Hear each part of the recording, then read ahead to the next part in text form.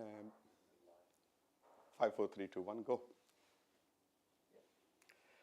Right. So, I don't even know if the camera is on.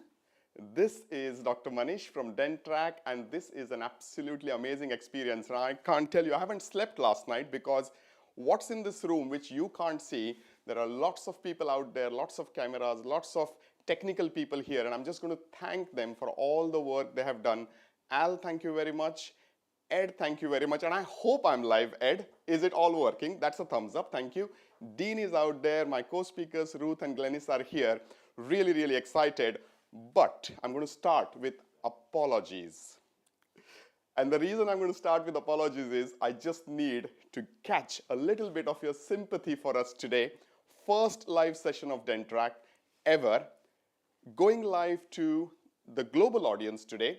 You might be watching it recorded, if at all, but this at the moment, of course, with the live section, you are going to see bloopers. You are going to see a few things which can go wrong, and I would say bear with us. It's our absolute best attempt to give you the best over the day, but there can be a little bit of here and there where we will expect your support. So thank you very much for being here. I'm going to say good morning to people in the UK, good afternoon, probably in the Asian continent, and a good evening for people who are in Australia and New Zealand. So this is Dr. Manish.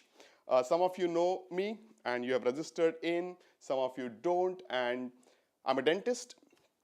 I'm a business owner who has 5, 6 dental practices, and I'm the founder and owner of DenTTrack as a software. We have a fantastic 5 hours lined up for you, and we will talk about what the subject is in a minute. So, practice managers are our focus. But when I look at it, an owner also is a business manager or a practice manager because he manages the managers sometimes, yeah? This course is about the foundation, the start of what is practice management. How do we do practice management? What are the 6 biggest challenges where we need to actually make things happen? The 6 challenges which will have solutions, of course. So over the time we are spending together as co-speakers, me, Glennis and Ruth here, we are going to talk you through 6 modules. And this is the start. We have more lined up for you. If this program energizes you, at this point, this program, which is worth £295, has been given free to anybody who's watching this live or recorded. So remember, there is a value here where you feel energized and you think, Manish, I want to go for Practice Manager Foundation Course 2, Level 3. We have more coming up for you. See what you feel. If you need us, we are here to help, okay? So let's see what is the problem. Me as a business owner, doing this for 28 years, I have realized that a business, be it dentistry or you're selling ice creams or you are Microsoft or Apple, doesn't matter. It has this 5 or 6 things which are very, very necessary. And just to talk it through, what is it? It's all about people coming together and delivering a service or a product. That's number 1. So it's all about a team.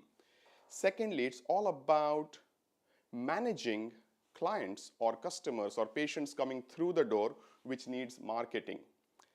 When marketing is done, when people are at the door asking for help, you really need a good patient experience or a customer experience, which also tells the story to say, yeah, these are the right people to go in. Then happens something called as sales, because they have to actually commit time and money to you to make things happen. Then comes your systems to say that the business systems, financial systems, marketing systems, sales systems, everything is working well. So in effect, marketing, sales, patient experience, business systems, leadership skills, team management, there are lots of aspects, and be it a Microsoft or be it a dental practice, everyone has to do that. The challenge has been forever. As a business owner, I feel times are changing, competition is changing, economic climate is changing, and suddenly we are in this phase where survival of the fittest is the most important thing. And what do we do for that? What are the efforts we are putting in? What is the time we are putting in? How do we actually manage your team to come together to deliver the best? This program is for people who are forward thinking, who are dedicated to give quality to their customers or patients. This program is for people who are early adopters of technology. And I always say there are a few things. You need to give time to your baby, which is your business. You need to give training to the people who manage your business. And you need to be embracing technology, because if you don't do the time training technology, then there could be a problem for your business. So this is all about teams, trainings, and technology, and you will see how it unfolds today. Okay? So the time now is so important, and I'm pretty sure whoever is in this audience, you're either a practice manager who is aspiring to do a brilliant job, or you are somebody in the team who wants to be a practice manager and run a fabulous team, or you're a business owner, or you're probably somebody who just wants to get educated. So either you're doing really well and you want to spike up, or you're actually struggling like many of us to say, how do I manage this? That's probably you in this room. And today we are going to address the challenges which we all face. So I'm going to give you a quick overview of what does the day include and what are the 6 challenges. And then me, Ruth, and Glennis are going to dive deep into each section for you. Okay? The day is going to go like 90 minutes, a coffee break, again an hour coffee break, and then the final hour or so. So you are going to be with us for 5 hours. If you are watching it recorded, of course, you can take your breaks as you like. But the live audience, if you like us, if we energize you, it's 5 hours together, 2 coffee breaks. So stay tuned. Here we go. As we see on the screen here, the first thing which happens in a business, which I have realized, is the word clarity is missing. What does that mean? We come to work and everybody is given a job. But if the owner doesn't know what to deliver or what to expect, the team doesn't know what they need to deliver day on, week, months, years to come, then the clarity goes missing and there is a problem because nobody is understanding what's the destination, which way to go, what's going to happen. Yeah? And this is where we have created a solution for you called as Roles and Responsibilities Regulator. We're going to dive deep into this clarity section to say what are the problems and how to solve them in a business. The second thing is owners like me go to courses, bring in systems, throw it at the team, put the team at the deep end, and suddenly you think, oh, I want all this done. However, it's not happening. And then 3 months later, you think, oh, Deepa, oh, Sam, I told you this didn't happen, what's going on, why did you not do it, I trained you, this, la, la, la, la, la, la. And then there is anger, irritation, some kind of dampening because we don't really have the control. We don't know what is accountability and how to manage the team expectations. So control goes missing, and we have created a solution for you, which is called as a procedure and performance tracker. Very, very important in business that you have control and you have accountability, that everybody does what they need to do. The third challenge is compliance. United Kingdom has the Care Quality Commission. The Care Quality Commission wants to make sure the patients are safe, the team is safe, the owners are safe, the public is safe, and it's very, very important that the compliance, which is evidence-based practice, is maintained well, right from infection control up to patient safety and the team safety. So compliance is key, and if you are compliant, you are allowed to practice. Various parts of the world, there are levels of compliance. UK, CQC works very, very diligently to see that dental practices deliver. We have our quality and care compliance code module, which will help you manage your compliance. So that's number 3. Number 4, what's the best culture? What's the thing which we would love to see? Team members come in happy, engaged, feel supported. They love coming to work because there is lots of training, lots of induction, lots of hand holding, continuous engagement and support, and that culture is about a very happy, friendly, family-run dental practice, and that culture is very, very important. And we have something very special which is called as the staff empowerment strategy, and we have 3 features which we are going to teach you today of how to keep your staff engaged, how to keep your retention rate higher, how to get the best people working for you, and most importantly, get a absolutely top performance from them. So make sure this module is the key to keep your team engaged and keep them going for a long, long time. Okay? And obviously the problem is that most of the practices don't invest in training and education, and suddenly everything starts going wrong because you expect results but people are not trained, people are not inducted, and that's the problem. So problem number 4 is the culture of the practice, and we work very hard on maintaining that culture by training the team and keeping them absolutely supported throughout the time they work with us. Problem number 5, very important, is time, which is the clock. Attendance issues, holiday issues, people not coming to work, people saying I will do it but not completing it on time. Those kind of problems are constant, and suddenly a team of 10, 20, 50, whatever you are managing, you think, nobody's doing the work in the time I want them to do. Oh, she comes late. Oh, she has taken a holiday now. Oh, there is a downtime now. And suddenly the whole team is dampened because people are not playing their part on discipline, dedication, and coming to work and doing what they need to do in the right timing. So clock, and we call it as the time and task manager module. That's the number 5 which we are going to talk about today. So recapping again, you need clarity, that's the problem. You need control, that's the problem. You need compliance, and that's the problem. You need a culture where the team is working to the same time sheet, that's a problem sometimes. And clock, which is time management and priority management, is a problem. The last one, and probably one of the important ones, is cash. What does that mean? A very profitable business can run out of cash. A great team working but money is not managed well can run out of cash. And I always say only 2 things build a business: cash infusion and a great team. If these 2 elements can be managed well by a business owner, money and team, I think you have a good grip over your business. So cash is a problem, marketing and sales is a problem, and our 6th module for you is profitable practice plan. So there are these 6 things which we need to see. If you are making notes, write it down: clarity, control, compliance, culture, clock, and cash. So you are going to see the 6 zones today of what actually are the problems, what actually happens in dental practices, and how we are suggesting you manage it. So you're going to get 6 toolkits today, right in detail, to see how it all goes. Okay? Now, I'm going to take the chance to now dive deep into this module, which is clarity. As a business owner, I have been taking trainings. I have been going to lots of coaching programs, clinical, non-clinical, business-oriented. And I always realize that there is so much knowledge out there.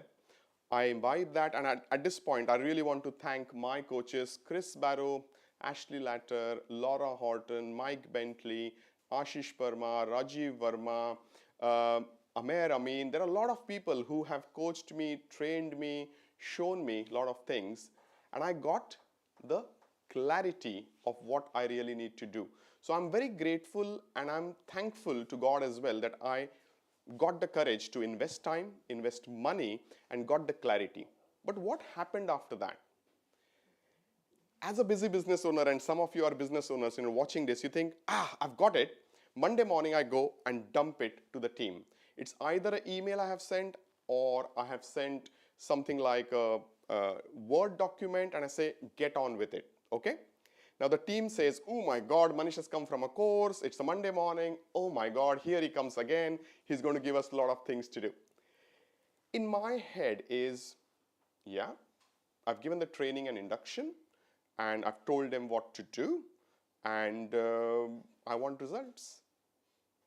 Month 1, month 2, month 3, And third month, something happens, like a significant event happens, and I go back to Sam and Deepa and say, hey, why did this happen? I told you 3 months back that this needs to be done. And then the team member says, did you tell us? I don't remember. Oh, yes. Oh, you did tell us. But you know what? You didn't tell us how to do it. The third response is, oh, yeah. You told us, you did send me that training video, but I'm so sorry, I forgot about it. Can I start now? But what's happened now is a significant event has happened. Somebody or something is dampened, and the reason is clarity was missing. It's not about putting the things in place for the team, but the clarity is missing. And this is where I want to go through these 4 things for you if you are looking at the screen now. The first thing is, people first of all don't know what to do. So to explain, there are 1500 systems which we have written down in DenTTrack as a software, okay? I will put 10 dentists in the room and say, tell me 1500 things to do in a dental practice or 1500 jobs to do in a dental practice, and they're going to say, what do you mean 1500 things? So sometimes the owners, the business owners, the managers don't know what to do in the dental nurse department, what to do in the managers department, what to do in the front of house department, what to do in the marketing department. So what to do is very, very important. Most importantly, shall I do it on a Monday? Shall I do it every day? Or shall I do it once in a month? When to do it? That's very, very important. So what to do, which is the task. When to do, time. So if you're mentioning and making some notes, task, time. Another thing is how to do it. I can't just give them a training right at the start and stop it. I need to be in continuous training of how to do your job. I need people to understand how to do it. And then, most important, they need to tell me, have they done it? Yeah. So what to do, when to do, how to do, and have they done it or not? So task, time, training, and tracing the evidence that they have done it is very, very, very important. Yeah. So when these things happen for us and the clarity is starting to get better and better and better, my personal experience over the last 18 months is that my team, who knew what they need to do, are so much more aligned after DenTTrack that every day they come, there is no disparity, there is no kind of imbalance between the team's understanding. Everyone does exactly what they need to do. Yeah. So for example, practice A, practice B, and practice C, if somebody is in practice B and he is trained, he knows exactly what to do even if he goes to practice A. Yeah. So what happened once again is this wonderful nurse who came to us.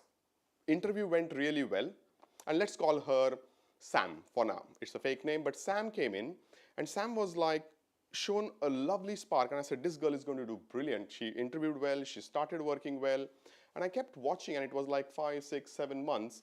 And what happened with Sam is at a certain point, I started seeing that she is either nervous, irritated, there are mood swings, she is not really a team player. And I thought, what has gone wrong with this girl? And I sat with her and I said, what's happened? You showed a lot of promise. And she said, you know what? I was believing that this is a great team to work, but honestly, everybody's running like headless chicken. You're putting things on us. Nobody knows what to do now. Yeah? Somebody's doing this, somebody's doing that, somebody's doing that. And we all are on different tracks. Nobody has a common destination. So in effect, you're not giving us clarity of what do you expect from us. You're just throwing things at us and it's getting overwhelming. So that day the penny dropped to say, hey, stop. Because you want things to happen, you're expecting things to happen, and suddenly the team is going like, we don't have a clue. This man keeps changing his mind. I'm still being blamed for that. The ratio is less. The proportion is less. It's me as a business leader. I just want things happen. But most importantly, are we giving that clarity? And suddenly Sam, who was a brilliant prospect, just went off track because me as a leader wasn't giving her the clarity sequentially every month. I want to show you something. So if you look at the screen, uh, a role play which we have created, and Ruth, me and Neeru are in it. And obviously it's a dramatization here. I promise Ruth is not like this, but let's have a look what you see here. Just a quick role play. This is an absolutely shit practice. It is so embarrassing. We don't have gloves in this practice. I agree with you. It is seriously embarrassing. Now, Neeru, this is part of your job description, to make sure that there is enough stock of gloves to cover every single clinic. And I cannot really understand why it is that you have not managed to do this. Sorry, Ruth, but as you know already that I was on a holiday and I thought like if somebody else has done it. Well, you can't just assume that somebody else is doing it. You have to make sure that it's happening. We can't have... Hang on, 1 second. You are the practice manager, Ruth, and you are trying to move away from the responsibility. Why can't you take the responsibility when she's away? But every member of staff knows what their role and their responsibilities are. And as you know, manager, I was sick last week. So, in effect, Ruth and Neeru are away. This practice is going to go down in... No. Listen, stop it. I just need a report. I need to understand what's going to happen after this. First of all, go and cancel all the patients. I'm not working today. I'm really, really irritated. Off you go. Thank you very, very much. Out. Okay. So, business owners, practice managers, have you seen this before? Okay, in my lifetime experience, I have seen this before. Unique, correct? I'm working for a corporate, walk into the practice, 6 surgeries waiting, 100 patients booked in today, and somebody comes and says, we are run out of gloves. I'm thinking, oops. I'm not the business owner at that time, I'm the corporate dentist, but I'm thinking, what do we do? I'm not working without gloves. Yeah? And then you see one team member blames second blames third, and the blame game continues. Is it the people to blame? I don't think so. It's the system to blame. I feel personally that a leader, the business owner, is responsible all the time. Where is the clarity? Where is the actual understanding of who is doing the job? So if you see, what's the solution? Do you have a stock ordering system? Do you have an inventory management system? Do you have a portfolio manager in charge of that department? Yeah? As soon as you have system 1, system 2, and a person in charge of the system, and he's accountable to you, these significant events won't happen. And we all have seen this in dental practices. It's a shame. The team gets dampened, the owner gets irritated, the patients are inconvenienced, and what's the problem? Because the systems are not in place. What's the skill required? Management skill, leadership skill, organizational skill. Where is that skill going to come from? That person who is in charge of that portfolio, is he or she trained for that? Or, just like me, lead nurse, wow, you are great, let's make you a practice manager. No training given, just thrown in the deep end, and the practice manager is there who used to be a very good performing dental nurse or a front of house or treatment coordinator, and she feels good about it to get the tag to say I'm the practice manager, but within a month or two she thinks, what the hell have I got into? Because I've lost the respect from my team members because I'm not performing. And is it my fault? Because I'm not being trained, I've just been thrown into the deep end, and that's not what we expect, yeah? So in effect, by not having systems, by not having clarity, by not telling people what to do, when to do, how to do, and most importantly, have they done it or not, the problem you are encouraging is dampening of your business, which will then relate to a problem with patients because they are annoyed, and that's where you're going to lose growth. Yeah, you're going to lose your connections, your love between the team as well as the patients, and that's something which we don't want to happen. So business owners who are watching this, who has promoted their ex-member to become practice manager or assistant practice manager, this program is very, very important for you. Make sure they are skilled, make sure they are trained, they know exactly what to do, okay? At this point, I'm going to ask the team to focus on the software. I'm going to go and display how do we do it through DenTTrack. It's probably a 5-7 minutes display of what to do when you have this problem and what's the system. Here we go. I'm just going to check with the media team. Can you see the screen? I'm logging in. Okay. I am going to go in live with one of our team members' records. So this is logging into DenTTrack. And let's say Deepa, who is actually our lead dental nurse and practice coordinator, as you can see here, has come to work today and she has jobs to do. Can you see that? So obviously I don't have a voice feedback, but I'm assuming if everything is going well, people can see the different jobs for Deepa. Now somebody will say, oh my God, Deepa has 87 jobs to do. But don't worry, Deepa is not doing all the roles every day. So today, being a Thursday, she is probably going to wear her hat as a dental nurse. She can filter it here and it comes up to say, okay, what's my job to do? When to do? There is a folder here to say how to do. And you can see checklist, surgery checklist, compressor checklist, decontamination checklist. And most importantly, they have actually made videos of how to do, which is a bespoke thing which the Whitchurch branch has done. Let's pick up something here just for a quick look. So that's Deepa. You may or may not be able to hear this, but she is now talking through and showing how to do decontamination room setup, and so on and so forth. So these are live videos made by the team so that if any nurse comes in as a new one, she exactly knows what to do, when to do, how to do, and the training is bespoke for them. So remember that in this module where we are giving jobs, roles and responsibilities, it's about what to do as a dental nurse, when to do it, daily, weekly, whatever it is, and most importantly, having the function for training just connected to the job. So that's that. Now, most importantly, the fourth part is Deepa comes in and says, okay, I've actually completed it. So she clicks on complete and it gives me a date and time stamp to say this is worked. Yeah. Now, Deepa today, she is not a dental nurse in the surgery, but she is the admin dental nurse. She can do more here. Then she can go and say, okay, I'm today a decon nurse, and she can do here. You can bespoke anything for your team members, and 1 or 2 days a week she is the practice manager, say for example.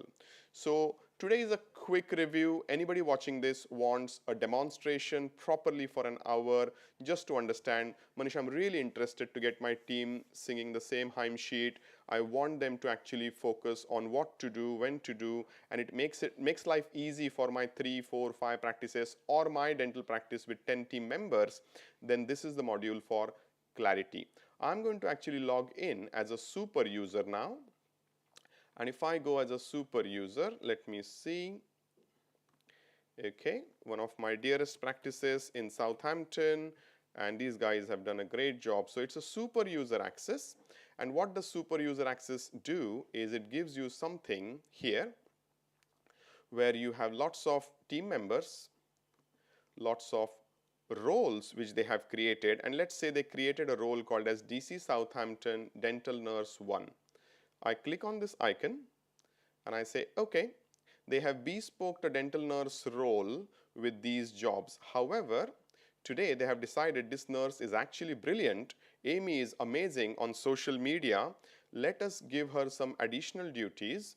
They go here, they click on DenTTrack UK, they go here, they click on social media coordinator, and they click on search. Now suddenly DenTTrack has created so many job roles, and what Amy is going to do is basically she is going to create video reels for patient testimonials.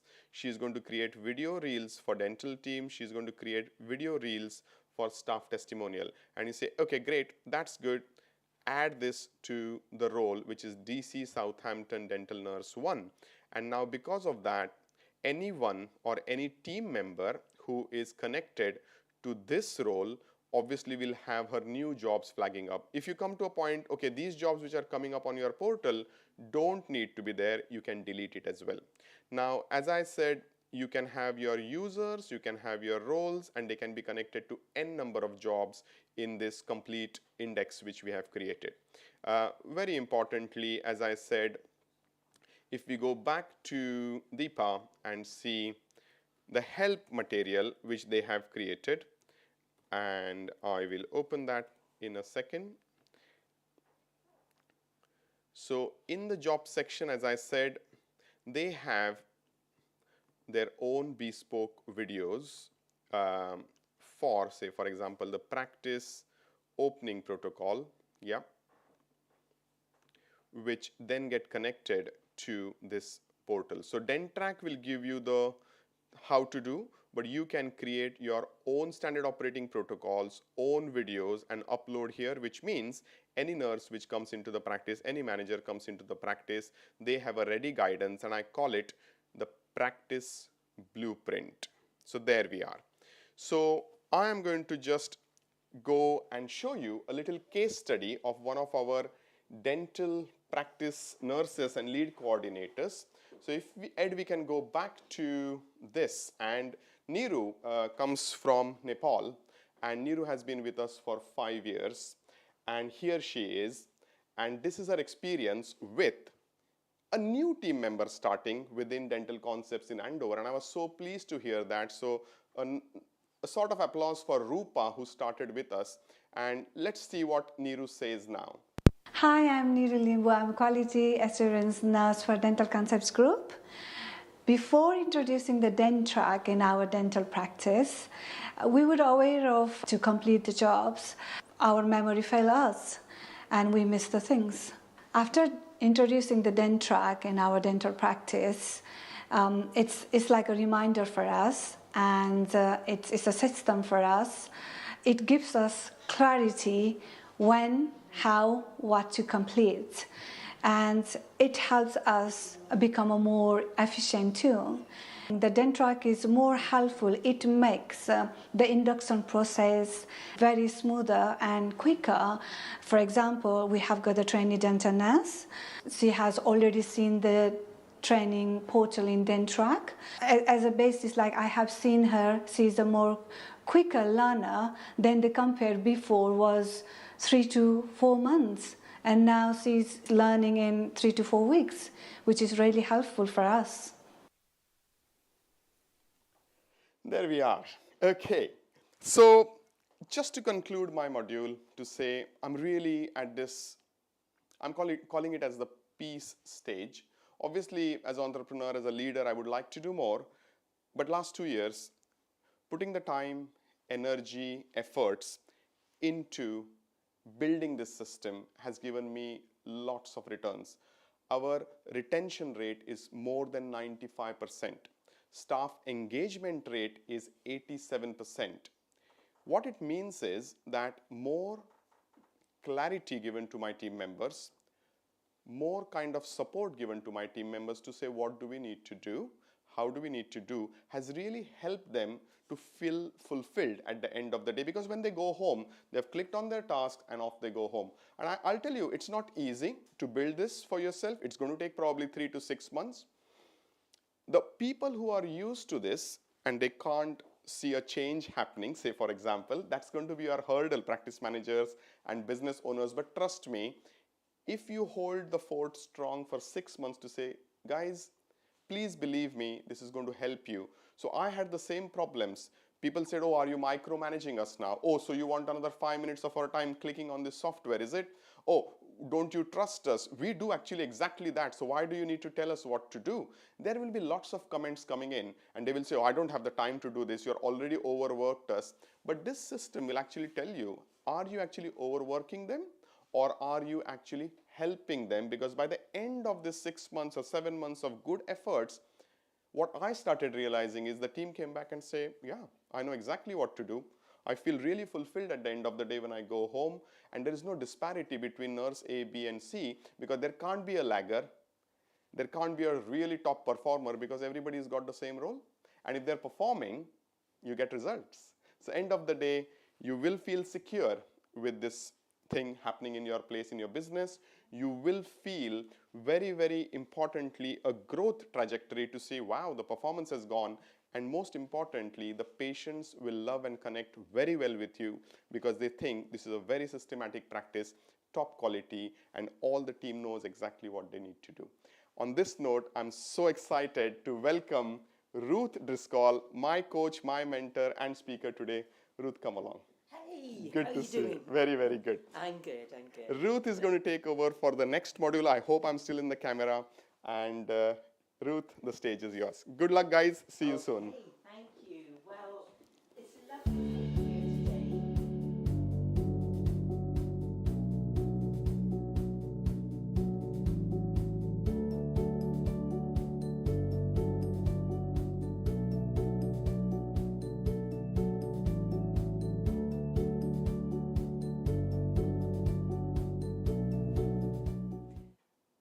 Hi. Well, we had a little bit of a glitch there with technology, but as Manish did say at the start, we're running live, so these things will happen. So, who am I? Well, my name's Ruth Driscoll, and I have a background in education and in senior management in education. I also have a background in business coaching and mentoring, in speaker mentoring and coaching.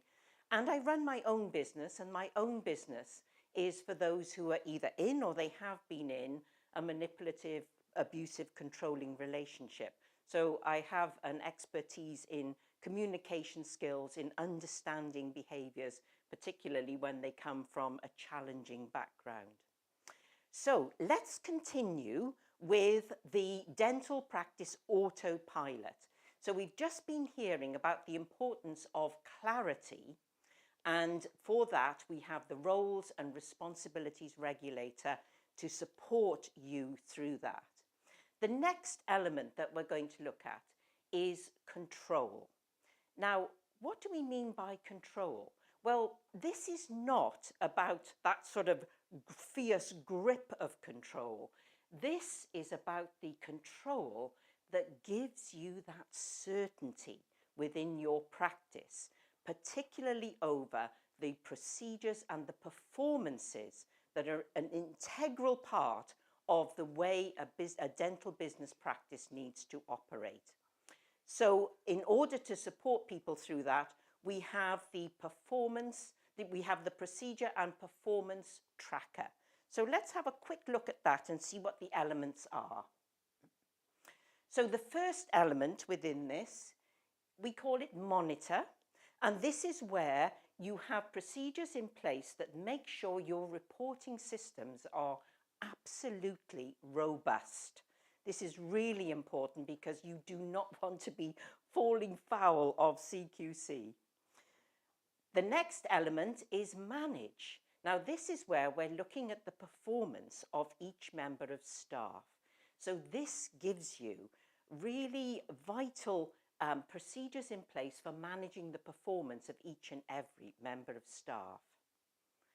The next is motivate. Now, this is a really important part of how you keep your team all operating in that high performance, motivated manner.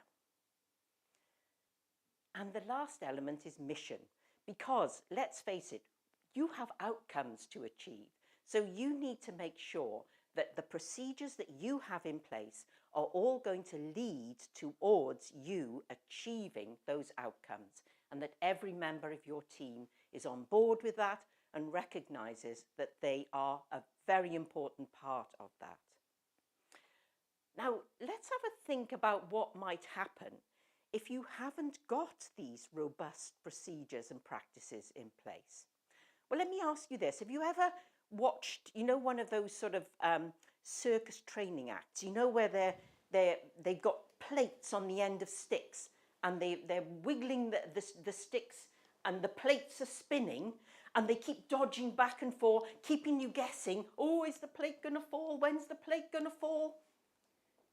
But what happens when they stop spinning those plates? Oh! That, by the way, was the sound of the plate crashing to the ground. But what if that was your dental practice that was crashing to the ground? What we do not want is that there's a process of chaos that then comes into place. So it's really important that you are making sure that you've got those robust procedures in place. We're going to discuss a little case study story at the moment. This was what was happening with a dental practice that we were involved with. They now do have the DenTTrack system in place. But prior to that, they found they had the situation where they had 3 members of staff that they were employing in the communications room to answer the telephones. You know, it was a busy practice. But what was happening was that 2 of those members of staff were doing exactly as they were asked to do. But there was 1 member of staff who, she was turning up late. She wasn't really fully paying attention to what was going on when she was within that practice. She wasn't doing her job. She wasn't pulling her weight. And what was the result of that? Well, because of that, those other 2 members of staff rightly started to feel very disgruntled. They started to think, well, you know, if she's not putting in the work, you know, why is it fair that she's being paid the same as us? And why is she being allowed to get away with this? But then when this dental practice put in place the procedures and performance tracker, they were able to monitor exactly what was going on with this member of staff. They were able then to call her in for a performance appraisal to address these issues. However, there was another really important thing that they discovered. And that was, if she wasn't doing her job properly in the first place, and yet the job was still being done, did they really need her? And they concluded that they didn't actually need that member of staff. That member of staff was actually excess to requirements. And so they were able to remove that member of staff from that position, and as a consequence of that, they saved £25,000 a year. So that's a great outcome of knowing that you've got that certainty that any member of staff that you are employing is not only performing to the highest standard, but that it's also giving your practice the best value for money. Now, one of the things that we hear when we're visiting dental practices is, but you know, it's difficult because what we find is that, you know, if we're monitoring staff too closely, perhaps they're going to feel that we don't trust them. They're going to think, you know, what's the point of me being here if I can't be trusted? Well, what I think is that the reason that this happens is that there is a lack of confidence over the way performance is managed. Because let's face it, you know, you train to be a dentist, but you're not trained in how to manage things like performance. And so it feels a little bit tricky. It feels a little bit awkward. You're not quite sure how to get the best outcomes from it. And this is why we believe that having a firm procedure in place really helps with that. And what we believe is that staff actually thoroughly value performance management. Why is that? That is because it means that they are achieving, they really feel that what they're doing is being noticed, so they have acknowledgement. It can be valued, because when staff perform well, we can be celebrating that success. And what it also gives is that opportunity to upskill your staff and continue their professional development, which means that they become even more valuable to the success of your practice.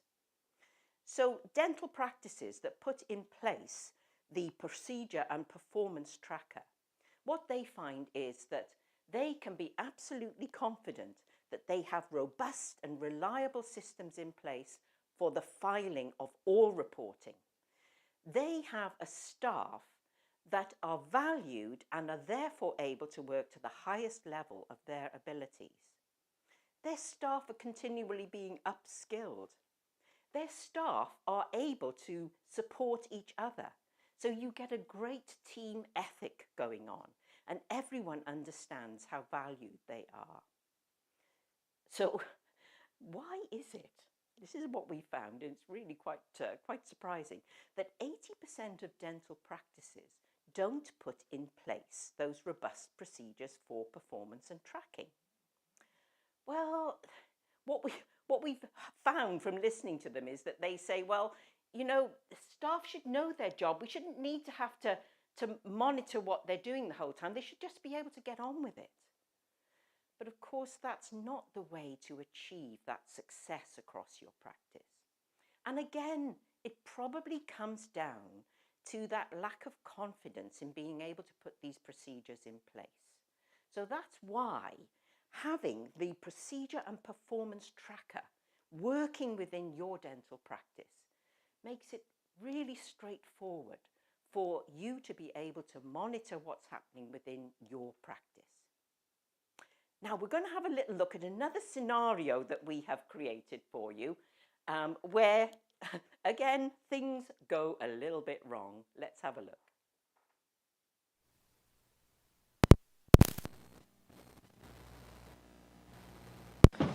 So, Neeru, the first thing I need to check is the login sheets, please. So I need you to get that file out for me, because CQC are coming next Tuesday. So let's get that file right now.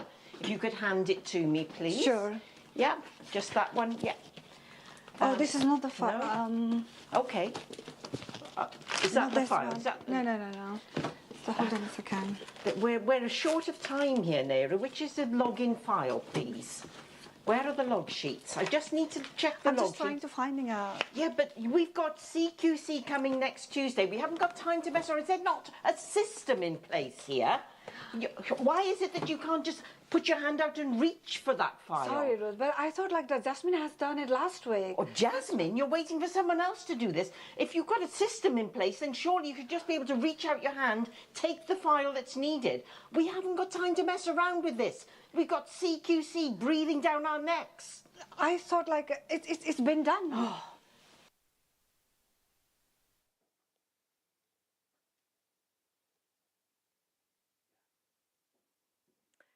So, oh dear, I hope that's not too familiar a scene that you have been experiencing. But let's have a look at what the solutions can be around this. Well, as we've discussed, and as it's so clear and really quite obvious, you've got to have those robust reporting systems in place. The last thing you want is having that absolute panic when you know that CQC are going to be paying a visit. So having that confidence, really important. And being able to manage the resources for staff accountability. What you don't want is to be paying for somebody who's not giving their best for your dental practice. So having those performance procedures in place really makes everyone work to the highest level of their abilities. So what are the skills that we require here? Well, we need those skills of organisation. And this is where DenTTrack makes it straightforward for you. And managing people, having that confidence to manage people. Well, let's now go over to Manish, who's going to take us through how DenTTrack can support your practice to do just that. Ruth, thank you very much. I'm just going to check with Ed if my screen is live. Thank you very much. Amazing, isn't it? We have been looking at clarity, we have been looking at control, and these are like jigsaw puzzles for mixed together, because once you give the clarity and people know what to do, when to do, how to do, the most important thing is have they done it or not, and they are reporting back to you. And this is where you can see on the screen with DenTTrack. I'm going to go back and say jobs is where they actually do the jobs, but as a manager, so we'll call it our compliance CQC manager is in charge of all the team, and they can run reports.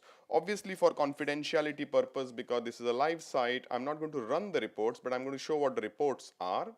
You can run a job report, and you can run for all members. You can put a date range in, or you can go individual. So these are our lovely team members, Amy, Atul, Jan, Kim, Tracy, and everyone's job report day to day, what jobs were given to them, what were completed, what were not applicable, and if you want to see the evidence of what the job quality was, you can go and find it in the evidence section as well. Now, tasks have been given to them, like a project management stuff. You can run a report for tasks as well. How do people come into, do they come on time? You can go and look at your attendance report.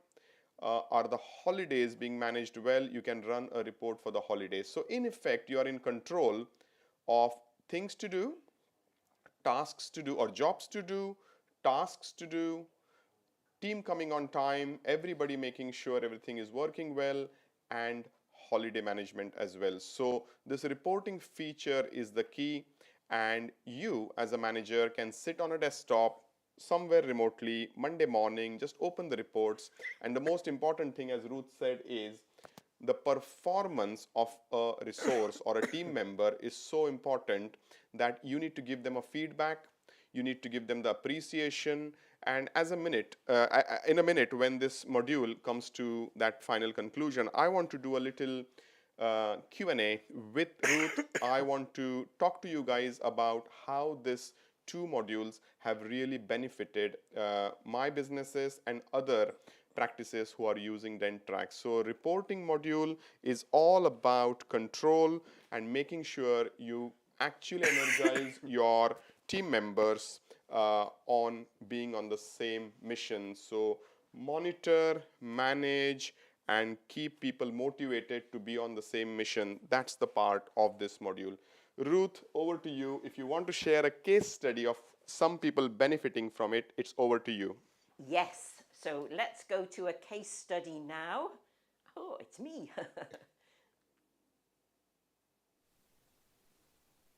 You might have to click one more time, Oh, Ruth. sorry.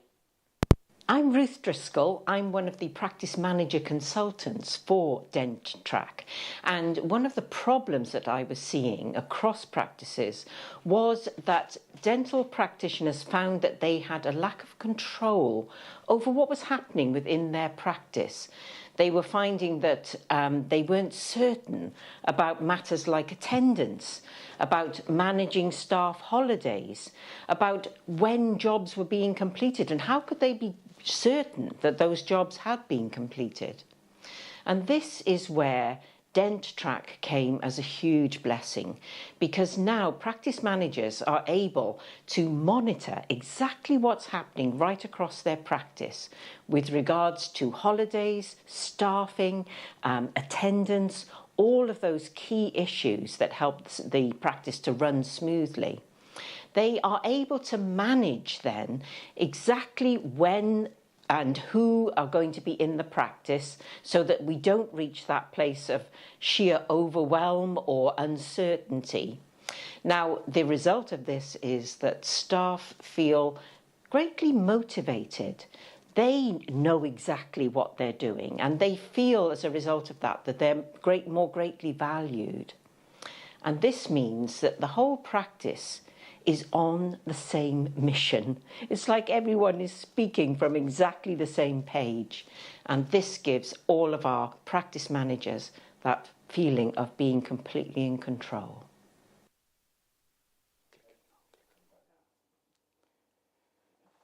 Okay. So I'm just going to check with Ed if me and Ruth both are seen on the camera. Thank you very much.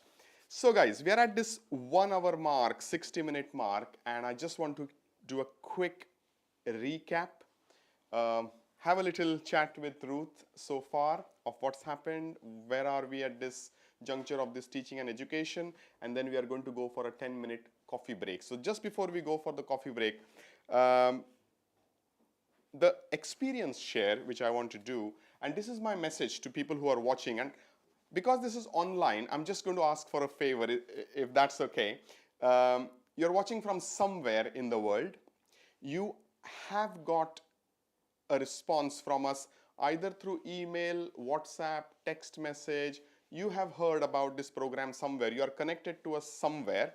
It's 60 minutes, and my request to energize us is if you can kindly put a note, whichever group you are and you're watching this live, or if you're watching this recorded, just post something now to say, are you enjoying it? Are you connected? Is this engaging? Is this helpful? We would be delighted, because what happens is there are hundreds of people who have registered for this course, and some feedback from you guys can energize them to come on board if they're not live yet or they haven't watched the recording. So I would request if you can pop a message to us, that would be amazing.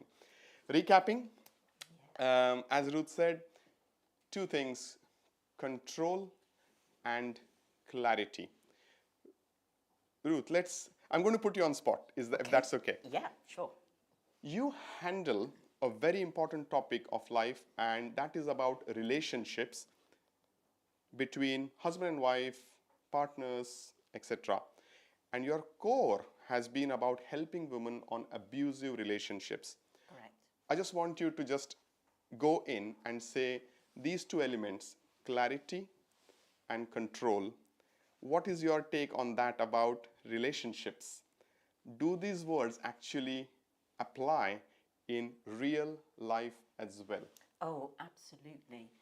In terms of the business that I run myself, clarity is where you see, sometimes when you're in a situation, you're in that situation and all you see is the problem that you're in. Correct. If we think of it this way, if you think that this is our clicker and everything around it we could define as not clicker. Mm-hmm. So if we think of that clicker as the problem, Yep. then everything around that is not the problem. Mm-hmm. And when you're inside the problem, all you can see is the problem. Correct. So clarity gives you that opportunity to be able to take a step outside, which means that you're now looking at the problem rather than looking from within the problem. Correct. And that's what makes a huge difference to you actually finding the solution to that problem. That, looking from a different perspective, looking at things a different way, Yes. and being absolutely clear about what each person within this situation is doing. In the case of the people within my business, it's those who are the abusers, and outside what your role is. Absolutely. And as I was thinking through as you were speaking, I thought it relates, because what is clarity basically? It's all about expectation and delivery, correct? Yes. So when somebody is expecting something out of you and you need to deliver it, if these two people are not aligned, why do relationships go sour? Why do people move away? Why the misalignment happens? And that's because a simple word called as clarity. When two people get married and they haven't had the clarity about expectations and delivery from each other, that's when things start going wrong. Absolutely. Control, in your case, is that abusive control or whatever it is. Yeah. But I define the control again, looking at business or life, to say, hey, what is control? It's a respect. I feel it's a respect, which means I don't want to control you, but as a relationship grows, matures, I really need both of us to be accountable. And accountability, in another word, is a bit of a control to say, hey, 1, 2, 3, 4, 5, 6, that's what I expect you to do. I want you to do it this way. And it's a husband and wife relationship sometimes. Wife is expecting something else, husband is delivering something else, and that alignment goes missing. So I just wanted to quickly catch up, and it just came as a thought to say, business, yes, but clarity and control, even in relationships, probably makes a difference. What do you think? Yeah, I mean, I think the key difference here is when we define control as somebody making you do something, as opposed to control in the sense that you know you are in control of what it is that you need to do. You know the standard to which you are able to deliver it, and you've got those procedures in place that help you to do that. Absolutely. And then when you've got that, you've got comfort. Yes. And you've got certainty. And Exactly. isn't that what we all want? And when I look at it to say, my team members say to me, oh, why are you controlling this? And I'm saying, no, I'm safeguarding you. That's the word.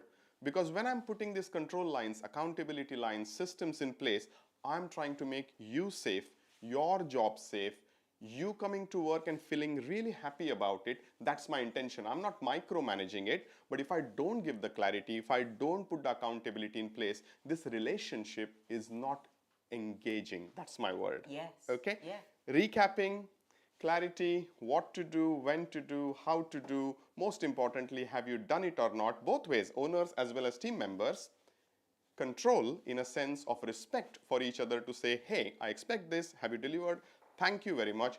Do you feel fulfilled at the end of the day? The person says, absolutely fulfilled. Thank you, Manish, for doing this because we really know what we are doing. And thank you for the respect and the appreciation that we are doing it. That's the culture we need to build. On the word culture, we would invite Glenys just to say hello if you want to come in before we go for coffee break. Now, Glenys doesn't have a mic, so she is going to wave and she's going to say hello. However, that's my team, and it's a pleasure before coffee break to say thank you very much for 60 minutes so far, and we go for a 10-minute coffee break, and then it's over to Glenys, who is my teacher, and looking forward to hearing from her. Thank you very much.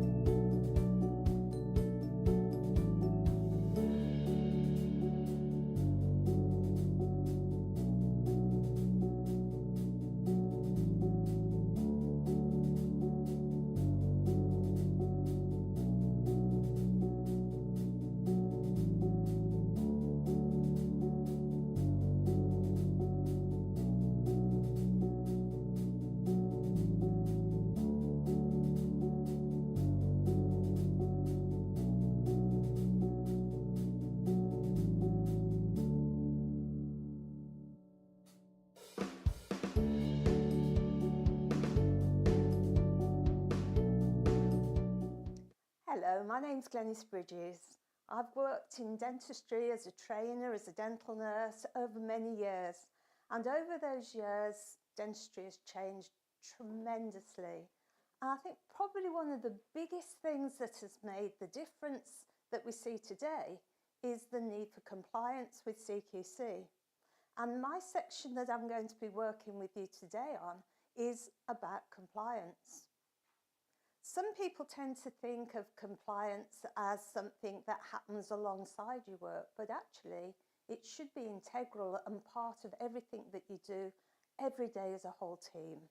And what we're going to do now is we're going to look at that in the context of this course and in the context of what DenTTrack can offer you to support and provide the tools for compliance.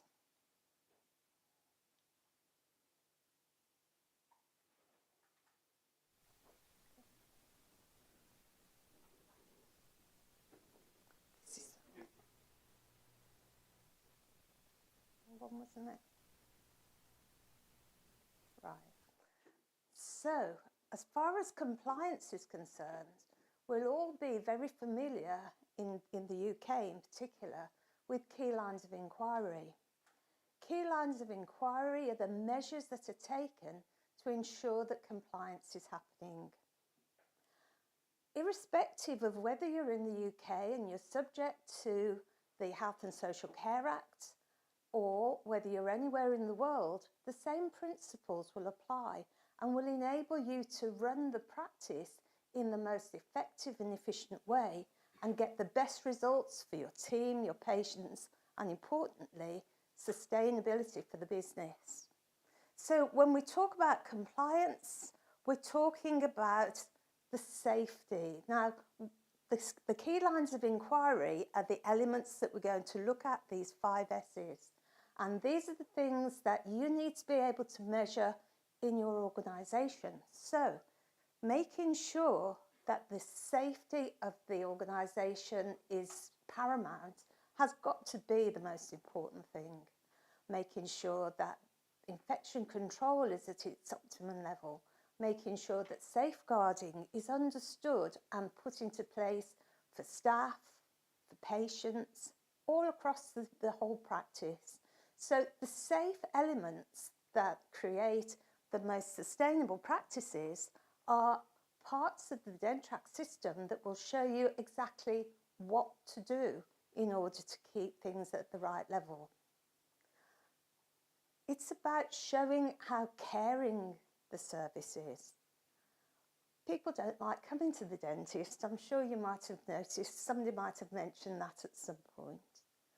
But making sure that they feel as though the team care about them is an absolutely essential part of creating that sustainable practice.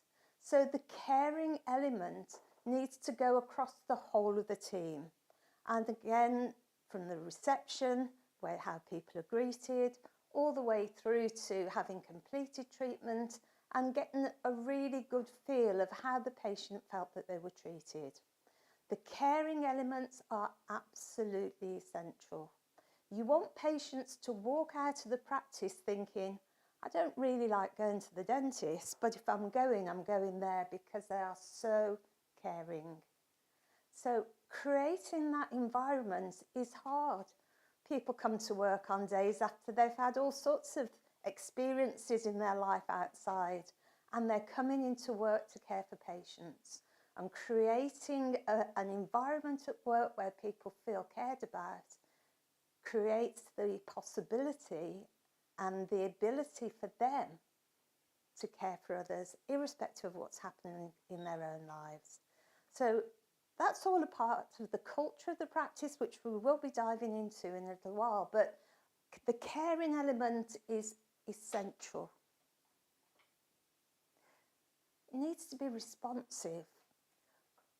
Treatment that is delivered in a way that meets the needs of the patient is very, very important.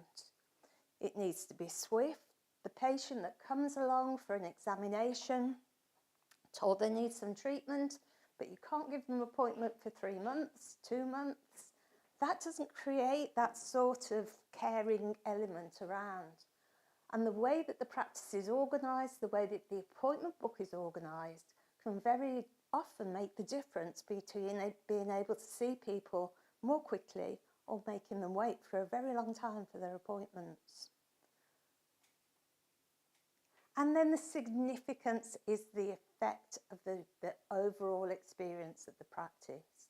And these are all things that are going to be measured by the CQC inspectors when they come into the practice. They'll be looking to see, have you got systems in place that are sustainable? And that word sustainable is very, very important to CQC. If you look at their key lines of inquiry, and this will apply if you're in Wales, Northern Ireland, in Scotland too, what they want to see is that the standards that you've set are consistently delivered, not just on a good day when you've got particular staff in place, but they are continually being met. And that's why it's so important to have a whole team approach, and that's where the well leg comes in. As part of compliance in the UK, people will appoint leads into certain roles. Some of those roles are mandatory roles as a lead, and for example, you need to have a safeguarding lead, a complaints lead. There are a number of areas where it's an absolute requirement, not an option. But what people are finding is when they've got people in those leads, the value of it to the overall function is so great that they start to put leads into other areas that aren't necessary from a compliance point of view, but are very good practice from a business point of view. So what you're in fact doing is creating a team of professionals, each with their area of expertise that they're putting in place, and they need to have the support of somebody else, a deputy, who's also able to do the same thing. In some cases, practices have a rotation so that people would perhaps only hold the safeguarding lead or the complaints lead, the infection control lead, the reception lead for a year. And then after a year, they would hand that over to another member of the team. And what in fact you've then got are two members of the team after the first year that are expert in that area. And after the third year, you've got even more. So that what you're actually doing is upskilling the whole team on a regular basis. And you're creating that compliance as a matter of every day. The problem is, if you don't build this up on an everyday basis, you have an inspection, or whether it's a remote or whether it's a physical visit from the CQC, if it's coming up, people panic and they do lots and lots of things in order to be ready for it, but they're not really given a representation of what really happens every day in their practice.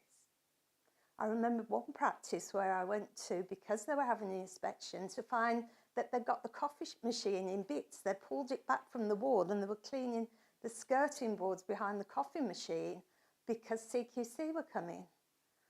When I asked them if they got their records for the infection control in place, oh, they were a bit vague about that. We do it though. And that leads to the statement that we're all familiar with CQC that say, if it's not recorded, it hasn't happened. And all of this comes into the compliance area. And of course, the record keeping in DenTTrack is integral. It's part of every day and everything that should be done. Let's have a look at the scenario that could happen. Had enough. I've got CQC coming next Tuesday. Do you not find the worst thing about being a practice manager? It's the staff, isn't it? All I need is for them to be able to produce the files and that they're all in order. But have they? How do you manage in your practice? Ruth, don't worry about it. In the end of the day, I've done so many practices, managed them. I backdate everything. Backdate? I fake the evidence. It is quite easy. On the day, it's simple, it's plain. You can just enjoy the day. Yeah, but, I mean, if I do something like that, surely it's going to get me into trouble, isn't it? It will not get you in trouble whatsoever. Are you sure? Absolutely sure. I think a gin's called for in here. It's going to be fantastic.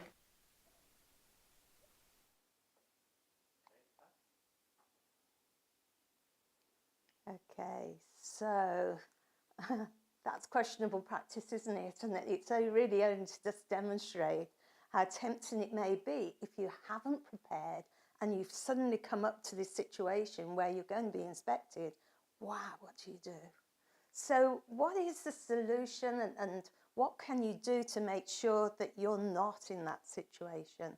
Well, the compliance management system, a cloud-based system, always live, always up to date, accessible by the people that you've chosen to access every area of it. It's control, and it's making sure that at any minute you can see where you are with the system. So compliance manager has got to be the whole picture there.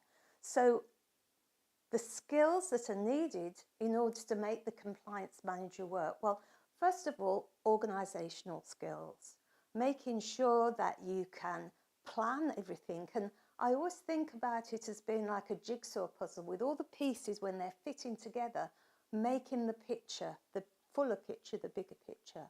So that organisation is knowing what needs to be done and then being able to put the right person in the right job. Delegation is a skill. It's not just handing out jobs to people. It's making sure that they understand that job, how it fits in, and what bigger picture, again, the bigger picture is all about there. And it's about leadership. Leadership is about people, making sure you've got the right people with the right support in the right time and the right place. I'm going to hand over now to Manish, who's going to show you all the right things that you can do using the DenTTrack compliance We can leave system. the slide there, Glenys. Leave the slide there. We'll click later. Glenys, thank you so much. Obviously, you being the CQC compliance expert as well, the teacher around UK, training so many practice managers to become good CQC managers as well. And just a note to audience who is watching this live or recorded, DenTTrack Academy, which is a collaboration of the company DenTTrack and Glenys Bridges practice partners. Now we are one team and we call it as the DenTTrack Academy. And DenTTrack Academy does a beautiful course which is coming up as a ILM, Institute of Leadership and Management accredited certificate course of actually becoming a CQC kind of a specialist in your practice, which will help you manage your CQC. So what you see at the moment on the screen, I'm just going to check with Ed. Software scene, Ed, thank you very much. So the task looks humongous, and I have to be honest to say dental concepts exist for almost 14 to 15 years, and I have seen those months and years where I had no clue about CQC, I had no clue who's going to do what, and I was rushing around when a CQC inspection came to me to say, hey, I need help, I know some things are in place, but I don't know how much to do, what to do. And learning from the last 20 years in the UK, I have realized there are various softwares and I respect all of them. All of them have their strengths, and I want to showcase the CQC management module through DenTTrack, which I particularly feel as of today, 2024, is the most easiest thing to use. And let me talk you through what you see on the screen. So this number here, 334, tells me that if CQC comes and says, Manish, show me best practice level. So there are three levels. One is best practice level. Second, which is, so let's start again. Essential practice level, which means you have to do so many CQC compliance activities. Then there is something called as highly recommended, and then something is nice to do to build your quality of your practice. So there are three zones. If I club all the three zones, that makes it 334 jobs to do. So viewers who are looking at it, managers who are looking at it, don't get overwhelmed that I have to do 334 things. No, no, no, that's not the case. That is best practice. But there are level 1 and level 2 where you can start with essential, then scale to the highly recommended, and then go to nice to have. And in our portal, they are demarcated as different colors. So when this launches tomorrow, the existing version 1 is in front of you and the modified updated version is launching tomorrow morning, where you'll see different colors for different levels. Okay, so now let's look at a live portal to say, okay, Jan has gone in Southampton and uploaded 92 documents since this portal went live a week ago, out of which 2 are expiring soon, and these are expiring soon, which means they're expiring within the 30 days, which means there are certain documents which are actually valid only for a month, so immediately they go and sit here. None of the documents are expired, and 18 do not apply to Southampton branch. So we have tagged something here which I want you to carefully see. This is a very important feature to say gap analysis. What does it mean? You as a practice manager will sit down and say, okay, let me look at my audit section.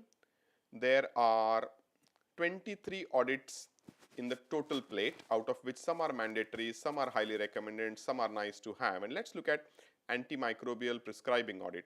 So it tells my manager, okay, what audit do you need?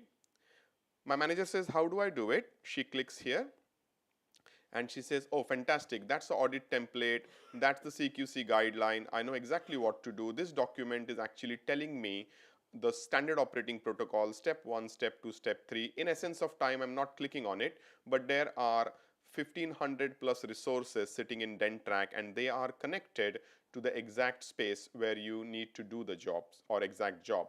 Now look at this, this has gone green, which means Jan has actually uploaded the prescribing audit, and if I go here, it says whose audit it is, when was it uploaded, and it's all audit trailed in here on date, time, everything.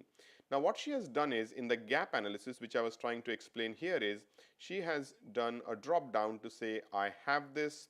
She has done a drop down to say we don't have a CCTV, so I don't need to do an audit, this does not apply to me. Clinical record keeping, I have it. Conscious sedation, I don't have. Gap analysis audit tool, I don't have. So in here, what does the software show to Jan and owner Manish is, you have 23 things to do, you have 11 in date, 1 expiring, 10 you really need to get on and finish it, and 1 is not applicable. Now Jan says, okay, I'm now going to look at my checklists. Now checklists come up, again a very simple to use, what to do, how to do, have I done it and put the evidence in, or am I actually working on it? So this is the gap analysis, and if I go into category section and it tells me out of the 334, Jan is suggesting we have 88 available, and I have this.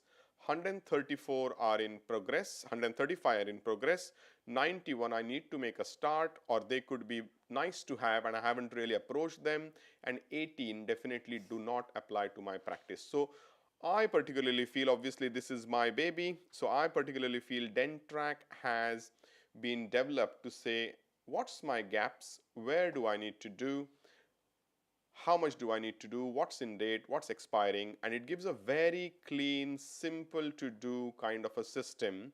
And practice manager A, practice manager B, assistant practice manager, everybody has this access through a common portal, so you can delegate jobs and say, why don't you get done with item number 1, 5, 7. So you can put numbers to people to say, in audit section, you are responsible for number 6, 9 and 11. I'm responsible for 1, 2 and 4, so on and so forth. Now, when the evidence is actually uploaded, my final thing to show you is here. CQC officer comes and says, hey Manish, I want to see all the evidence for, let's say, your medical emergency drug kit management. So I just put the word medical, and this is the beauty of DenTTrack cloud-based software. You just put the keyword and your CQC officer will get a date stamped record. So I'm proud of my team in Southampton, and you can see 29th, 24th, 19th, 12th, 2nd. So every time when a medical emergency drug kit is checked, it comes up with the name, number, who's checked it, etc. You want to go and check oxygen cylinders, I'll put the word oxygen, and anybody who's checked the oxygen cylinders, log sheets, all the evidence is sitting here. So it's cloud-based, and I can go date and stamped in to say what's the evidence that we are CQC compliant, what's the evidence that we are a quality assurance practice. So my evidence button will show me all the evidences, and my CQC profile button actually gives me a simple to-do list, and then I know what we have. So that's a quick one, again mentioning if you would like a demonstration, whichever group you are, emails you are connected to our key account managers, please send us a message. We'll get a Calendly link booked in for your 60-minute demo. We can send you some pre-recorded videos to see this whole profile. And what we want to energize people today is not just education, because education, I always say, is available across the world for free, but implementation needs time and money. And business owners who are listening to this, make sure you give the time to your practice managers and invest in the right technology, right resources, so you can get things done. And most importantly in business, getting things done. One last note to conclude before I give it to Glenys back again to share a case study.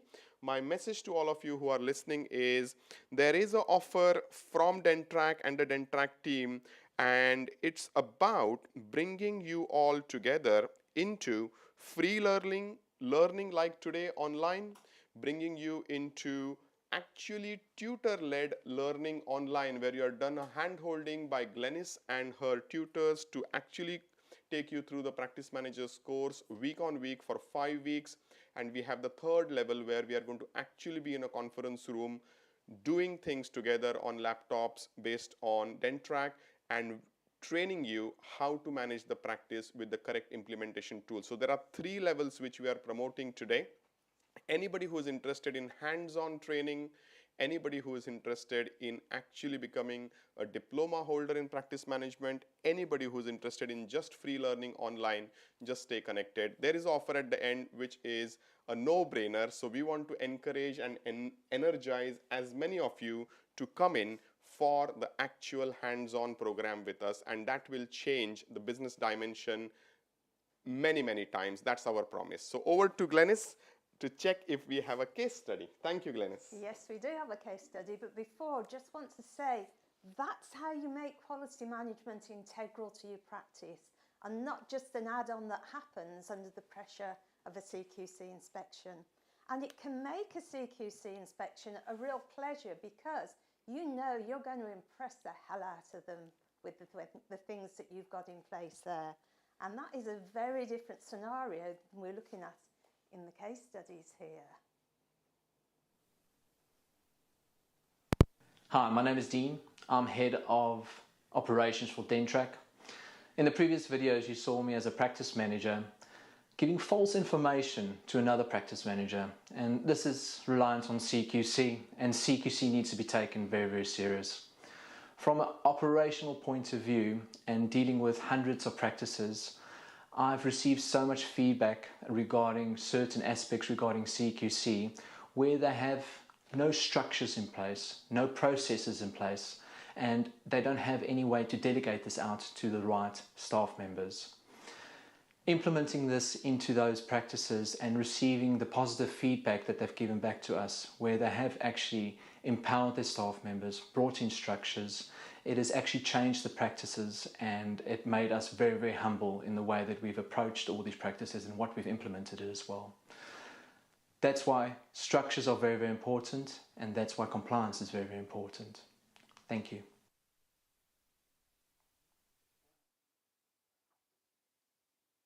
Okay, and on to the next section now, which is culture. The culture of your practice comes from the top down. There's no two ways about that. It's the same in any organisation. The culture will be developed by the leadership of the organisation. I've been in many practices where there's been a real family feel. People really do care about the practice. They care about their colleagues. Where does that come from?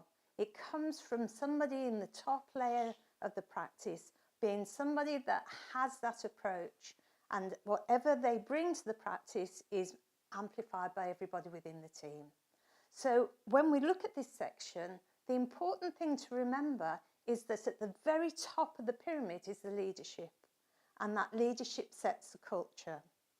One of the things that I think a lot of practices would benefit from if they haven't already got is a hierarchical diagram that shows where each person sits within the hierarchy, not to be I'm higher than you, but to know what to expect from your colleagues. So very often job descriptions are something that are kept quite secret, whereas really everybody needs to know what each other does, because these are all your puzzle pieces that you're putting together as a team.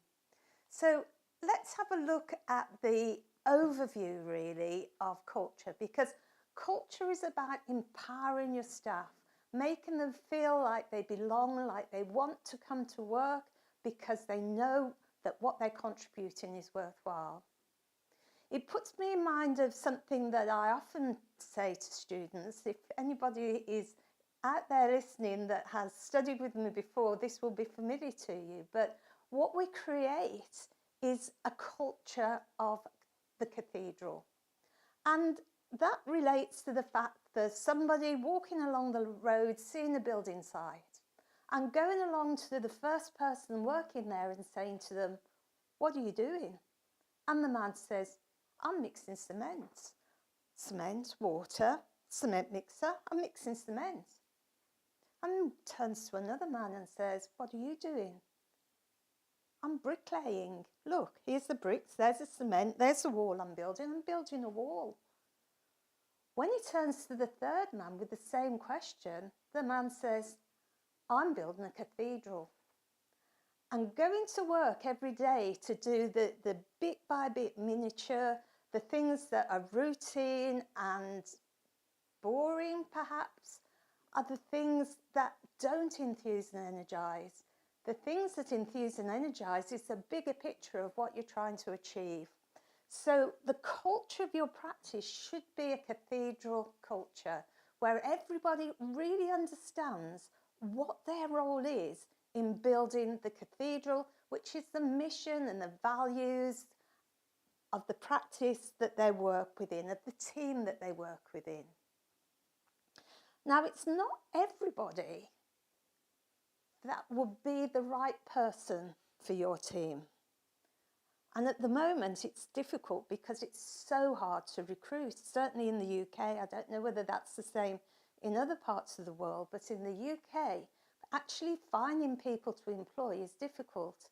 And I would really encourage you not to take on the wrong people, because it can be very, very damaging to a practice if you're taking a culture of people that are supportive and that really understand their role within the practice, and you're replacing them or you're adding to them a component that doesn't have those values. So building the culture of your practice actually starts with recruiting for aptitude rather than skills. Everybody within the practice has got the skills already. Those can be added, but if the person hasn't got the natural components within their personality to be that person, they're not going to be. You can't make somebody something you want them to be because you want them to be. You need to recruit for what you want, what you need in the person, and then add the skills to it. So acquiring the right staff is the important thing. And sometimes you see a practice with a massive turnover of staff. Sometimes I've talked to practices, they say the average amount of time a person stays in their practice is about 6 months. Wow, how disruptive is that? And what's stopping them from staying? And these are the sorts of questions that you need to ask, particularly if you've got a big turnover of staff, because chances are there's something there making that happen, something that you could do something about once you've identified it. Train and induct. An induction, sometimes people say their induction is sitting somebody in an office with all the policies and procedures for one day. What's that doing? I really do not know. An induction should last all the way from the beginning of the employment straight through to their first appraisal. And that's going to be about 3 months perhaps. And over that time, bit by bit, in a very organised and structured way, you're introducing them to new aspects of the practice that you want them to take on board. Give them a mentor. Make sure that if they've got questions, they take those questions to the right person who will give the right answers and will have the practice culture that you want reinforced, rather than letting them go to somebody, anybody, who may or not have that particular culture in mind. So that training, induction, the induction training, really important part. Catch up with them routinely as part of their induction. How's it going? How's the induction going? Is there anything more we need to do? Is there anything that we're doing in the induction that you think is not particularly necessary or helpful? All of these are elements of keeping an eye on these things. And then make sure that the resources and the materials are available to them. Making sure that they're able to access policies and procedures if they need to.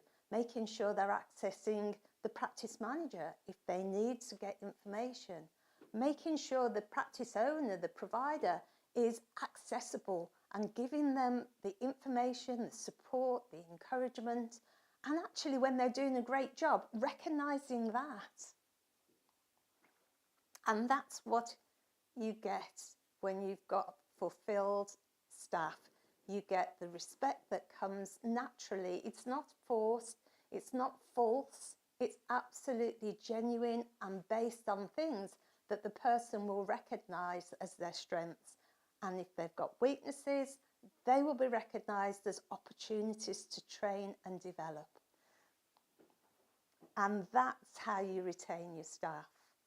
You enable people to feel that what they're doing is expert and valuable, and building the cathedral of the practice in a way that gives absolute value to everybody involved. Let's have a look at another case study here.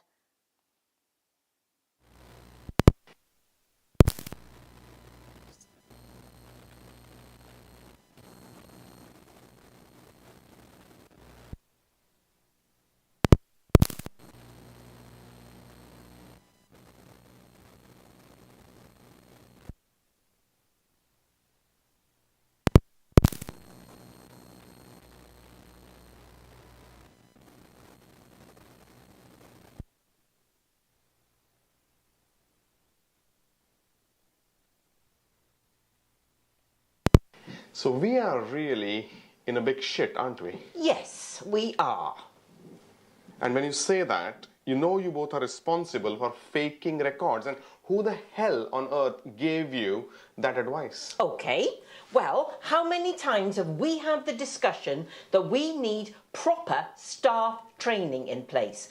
I was left in the situation where I had to go and talk to another practice manager who told me what to do in terms of, yes, falsifying the records, but all of that happened because we haven't got proper systems in place. Hold on 1 second. You guys have been given a job where I pay you and you're telling me now that you don't know how to do your job. It's my fault, yeah? You think you can snap your fingers and miracles are going to happen. Completely right, because I was thrown in a deep end and there was no induction, there is no training. Wow. So now you are going to blame me as well. You don't know what to do and you're blaming me for training and induction. That's exactly. I'll tell you what, you're good for nothing anyways, so you can walk off. I don't need you. That's fine. Yeah, fine. That's fine, is it? Yes, yeah? that's fine. Yeah. Yeah. Feel, yeah. Let's go. Yeah. Let's go. Good luck.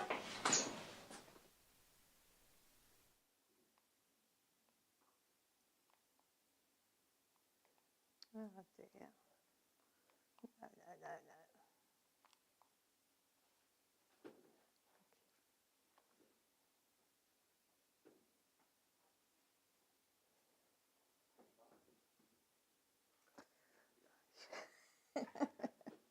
So who needs that sort of hassle when you're trying to run quality services for patients? I think nobody. How can the system of DenTTrack help to prevent these sorts of cultural problems within the practice? Well, first of all, with training and education for the whole team, everybody working together towards the bigger picture and making sure that the resources of training and development are readily available for people at all times. And also making sure that CPD is a part of the development process and that that is an organised thing. If people are allowed to choose their own CPD, they'll choose what they like and enjoy. Chances are those are the things they're already really good at. So what we really need to be able to do is to orchestrate the whole over picture of growth and development within the practice. And team engagement events are very important. They may be staff meetings. Team engagement at staff meetings can be a very, very successful way of putting the practice under the microscope and developing in ways that are really helpful and positive. And DenTTrack system will look at all of those areas and help you to organise and get the best out of them. Speaking skills are perhaps the most important of these in creating a culture. And it's about the language that's used and the way that people are held in regard. So looking at practice language is really important. Speaking skills, communication skills, presentation skills all come together to create that from the top down culture within the practice. Behaviour management skills, knowing that within the team there are certain things that are acceptable and not acceptable. It makes me worry when I see people arriving for work of a morning and never saying hello to anybody, just walking into the practice, no attachment at all. That is creating the wrong culture. Just making sure that it is done within the practice, just to say good morning, is a big, big thing about behaviour management skills. Just creating the norms for your team. And then the appraisal is, again, absolutely an essential part of having a one-to-one conversation between everybody, the practice manager, the person that's being appraised, and anybody else that's involved in their appraisal system. Let's have a look what DenTTrack's got to offer in that area. Thank you, Glenys. Ed, just checking in if the software screen is seen. It's now on. Thank you very much. So the audience who's watching, and thank you, Glenys, for actually addressing the most important point within a dental practice, and that's training and education, induction, and keeping people supported with help materials, resources at the click of a button. Let's use that. So I'm going to focus on resources. I want to thank my coach, Chris Barrow. He has been my coach for 14 years, a friend, a mentor, and he has kindly offered his Extreme Business 100 intellectual property to DenTTrack at a very special cost to all of us. So if anyone is interested to understand business, and I want to showcase what Chris has put into DenTTrack, and if you see the categories here, there are things on communication, financials, form templates, job descriptions, marketing, patient journey, spreadsheets, and Chris, you know, has been in the industry for so long, and we are proud and we are actually blessed to have his support here onto this software, where you want to learn business, you want to implement the business KPIs, you want to get your business managers working very, very robustly with you. The resource section gives you help on that. Going further, CQC compliance, and you want to get your audits done, you want to get your checklist and logs. So we have close to 300 plus templates and documents for you. And say, for example, you go to audits and you say disabled access, say for example, and the audit will come up, version 1, version 2. So there will be quite a few things in there, again at a click of a button at a search engine level. And then we can say, I'm just going to test this. I'm going to use the word receptionist and see what comes up. Oop, that's the wrong spelling. There we go. See, receptionist and a receptionist training guide comes, a job description comes, an application form comes up. So at a click of a button, DenTTrack can give you 1500 plus resources sitting in various categories: Chris Barrow, DenTTrack marketing, patient experience, standard operating procedures, treatment coordinator, compliance. So let's look at marketing. You want to write an email, we have created email marketing templates for you. You want to do patient education, we have patient education leaflets for you. You want to do SMS or text message marketing, we have text message templates for you. So we are trying to build this library for you, ranging from just standard operating protocols if you want, right up to key business meeting templates and business planning templates and spreadsheets, you name it, and it's here. So that's our resource section, which we are really proud of. Now going from here, you can see this training button. So I'm very grateful to my teacher, mentor, friend Joe Russell, who has worked extensively with us to create lots of training material here. I want to thank Barbara Pierce, who is our consultant and big support for DenTTrack, who has created lots of standard operating protocols. And I want to thank Alexandra Reed, who is our other consultant, who has done lots and lots of documents and templates for us.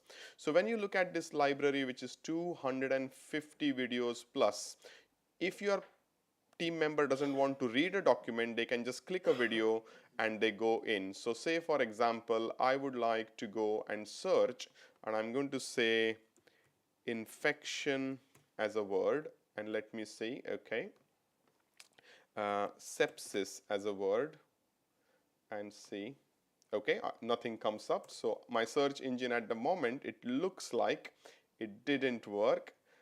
So I'm going to use the word consent because I might see that. So consent, and then there are 3 CPDs which have come for consent, and some may be 2-minute long because they are just standard operating protocols explained by a video, or it could be a nice 45-minute CPD. So the good news for the teams is you don't need to go anywhere for your CPD certificates, and you are continuing professional development hours for the GDC, because your team can learn on this portal itself, and all the key CPDs are included in the training portal, but there is more. So I want to conclude to say the resource section is with all the guidance templates, PowerPoints, Excel sheets, Word documents. Training portal is video, video, video, and then this I call it as the Netflix, which is the help materials. All you do is you say to the dental nurse, put the word dental nurse in here, and automatically it filters with all the help materials for a dental nurse. And it's job related, which means they can see the job and they can put it here. Very importantly, this helps you in recruitment, retention, and actually performance management as well. What does that mean is when somebody applies for a job with you, you give them a dummy portal of DenTTrack with just these job profiles and help materials and videos, and ask them to be ready for the interview. They have actually prepared by looking at the videos, looking at the documents, and when these people come into the interview, we found out that the quality of selection for us is much, much higher. So what it means is you can use DenTTrack not only just for managing the performance or the training ongoing, but you can use it as an induction level tool as well. You can use it as a recruitment level tool as well.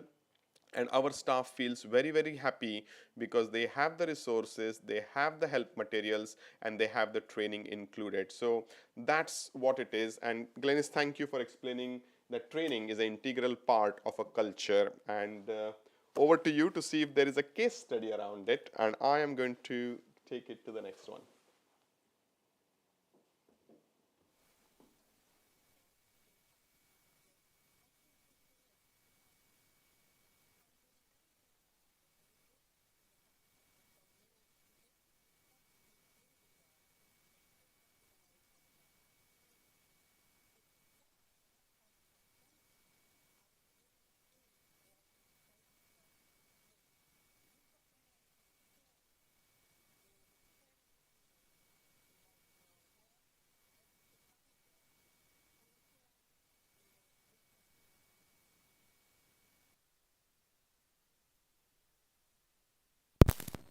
Let's go back to Glennis, okay?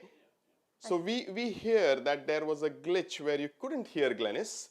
So why not go live, Glenys, and just say exactly what you said in the video so that the audience knows. So the question is your take on training and education and why it's important, and what's the difference you have seen over the years by being an academy leader and training so many people across the UK. What is your feedback to the community now of why it's important? Okay, over many, many years, the training has been able to give people knowledge and understanding, and they've taken that back with enthusiasm to their practices, only to find that there weren't the resources in place to help them to achieve with that. What DenTTrack offers them is all of those resources, but the resources on their own aren't going to be as valuable without the training and the development. So everything belongs together. It's that jigsaw puzzle again. When you've got the right training, the right attitudes, the right resources, how can it go wrong? It won't. Thank you, Glenys. I am going to come in, Glenys, and if you just want to move here, just checking with Al if we are in the camera now. We are going to go on a coffee break, and I just want to make an important statement at this stage as well, and I just want to say thank you to Glenys for the trust, because me and Glenys met a few months ago.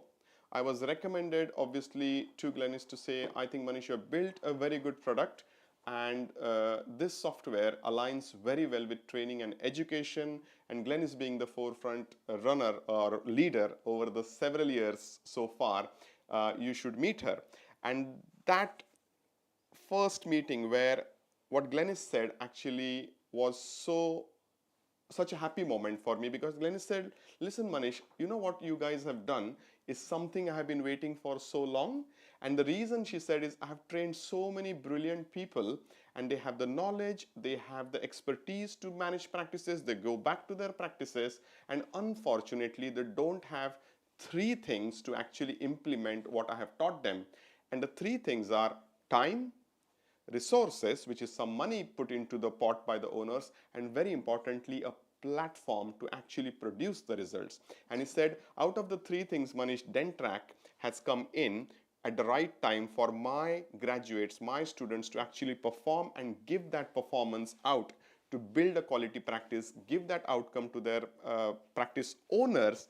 And that's where I thought, fantastic, that's a great pat on the back. And I just wanted to give my gratitude to say thank you so much for the collaboration, because without training and education, this platform is of no use. It will just sit in the inbox, you won't do anything.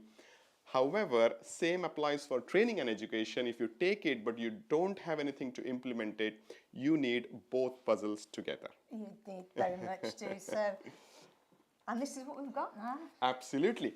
We are going to go on a coffee break now. Thank you again. If you are still watching it, part 2 has finished. After coffee break, do not miss, because I'm talking about a very important factor called as cash, and Ruth is going to talk about the clock. So 2 very important sessions.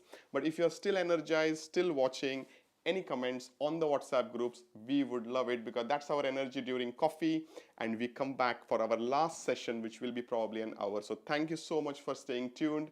Have a lovely break, have a coffee, see you soon. 10 minutes. Thank you.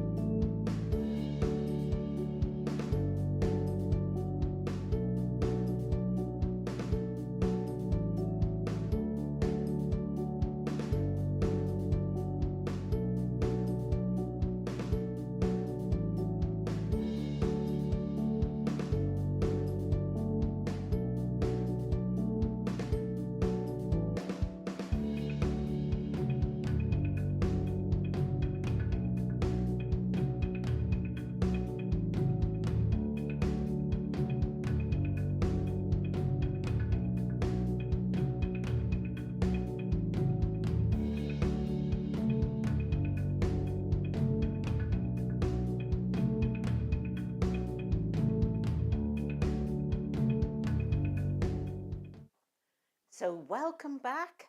Hope you had a great coffee break there. And we do hope that you have been taking that opportunity, as Manish asked you, to post some comments and keep the energy going within that WhatsApp group. That would be fantastic. So we're moving on. Let's have a little quick recap of what we've covered so far with the dental practice autopilot. So we started with clarity, which means that we've got absolute clarity around the roles and responsibilities within your dental practice. Then we moved on to control, which is about how you make sure that all the filing, all the reporting is really tight and in place, and how you manage the performance of all your members of staff, so each person performs to their highest level. Then we moved on to compliance, really important. You don't want to be caught out by any CQC inspections, which could ruin your reputation within the dental world.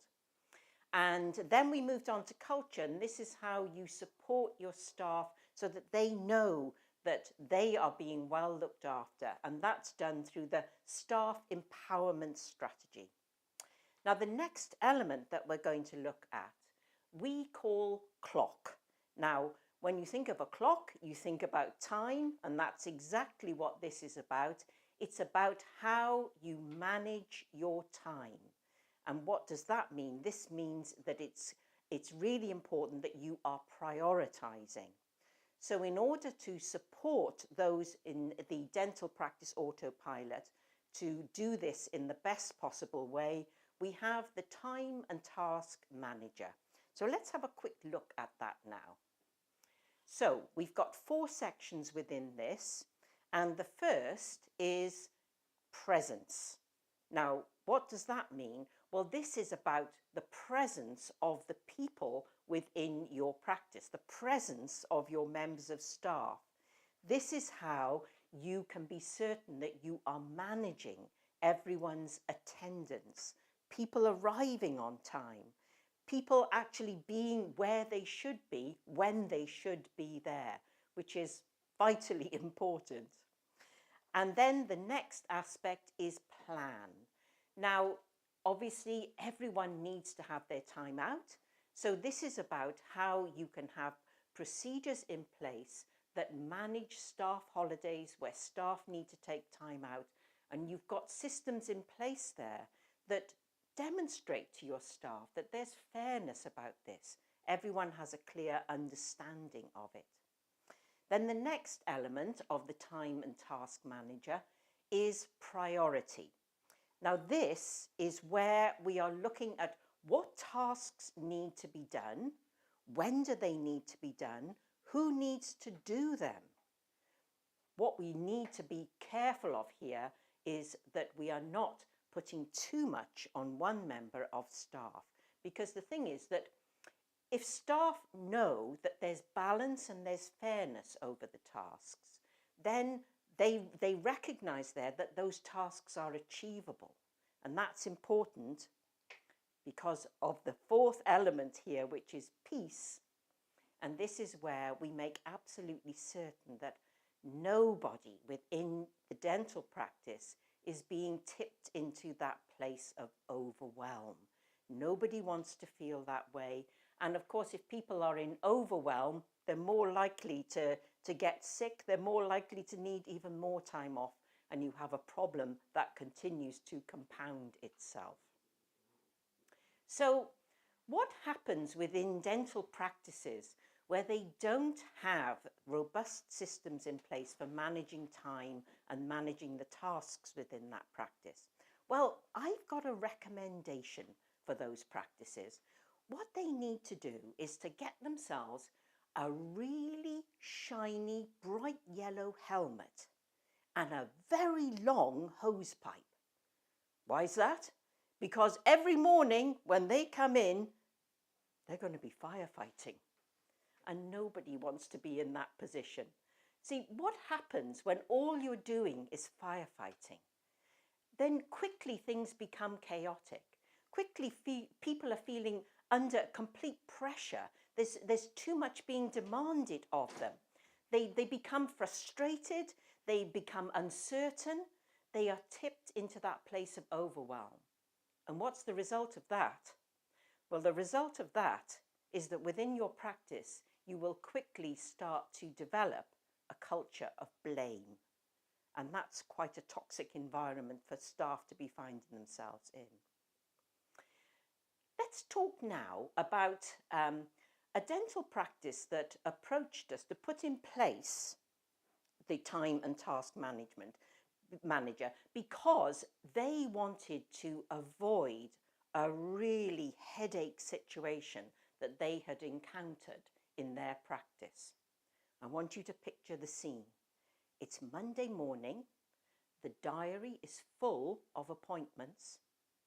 3 dentists have turned up, ready to run their day, but there's only 1 dental nurse. Now you might be thinking, well, you know, maybe that's because perhaps there was an outbreak of sickness. No, it wasn't that. The other dental nurses were both on holiday. And no one had foreseen this. No one had noticed that within that practice, they were going to be left understaffed for that week. A really embarrassing situation. So, of course, what do you have to do in a situation like that? Well, appointments have got to be cancelled because you can't safely continue when you're undermanned in that way. Oh my goodness, would you like to have been a fly on the wall when that conversation was taking place? Hello, Mrs. Smith. Yes, I'm so sorry. We're going to have to cancel your appointment today. Yeah, we've had a terrible outbreak of sickness within the practice. And, you know, it just really, honestly, I'm so sorry. I really do apologise. Not very good for your reputation as a practice. So by having in place the management of the time, the management of tasks, the management of diaries, knowing when staff are going to be on holiday, then it can avoid any kind of situations like this. Well, within this dental practice, once they had put in place the time and task manager, they were absolutely amazed. They said, honestly, we cannot believe the difference that this has made. We are now able to look at our diaries 1 year in advance and see exactly where we've got staffing in place. So a really crucial element which can make a huge difference to not just the confidence that you as a dental practice owner or a dental practice manager can have that you're not going to be going in firefighting every morning, but also for your members of staff, that they know there's not going to be those extra demands put upon them that they were not expecting and that leave them feeling lacking in confidence with doubt and uncertainty. So why does this happen? Well, when we speak to dental practice managers to ask them why this might be the case, what we find is that people say, but, you know, there's plenty of time in the day, and if people are not getting their tasks done, well, it simply means that they need to be working harder. Let's have a think. What might that be doing to the culture within your dental practice? If people are constantly feeling that there's going to be more demands put upon them, they're going to feel like hamsters on a wheel. And what's happening there is that the practice is caught up in the busyness of the business as opposed to the business of the business. So managing priorities, managing time is key to be able to reach that success formula. You see, what I firmly believe is that you need to have time to be able to look at your business and work on those priorities. Those priorities, if you are able to prioritize within your business, it gives you that priority over your life. as well. Gives you that balance. And without that, that's when we're likely to get deeply into overwhelm and feel that this isn't manageable, this isn't doable. So for practices that have in place the time and task manager, sorry, there's a little bit of a... I'm just going to come in at this stage and let's see. This is where technology tries to take over. Okay.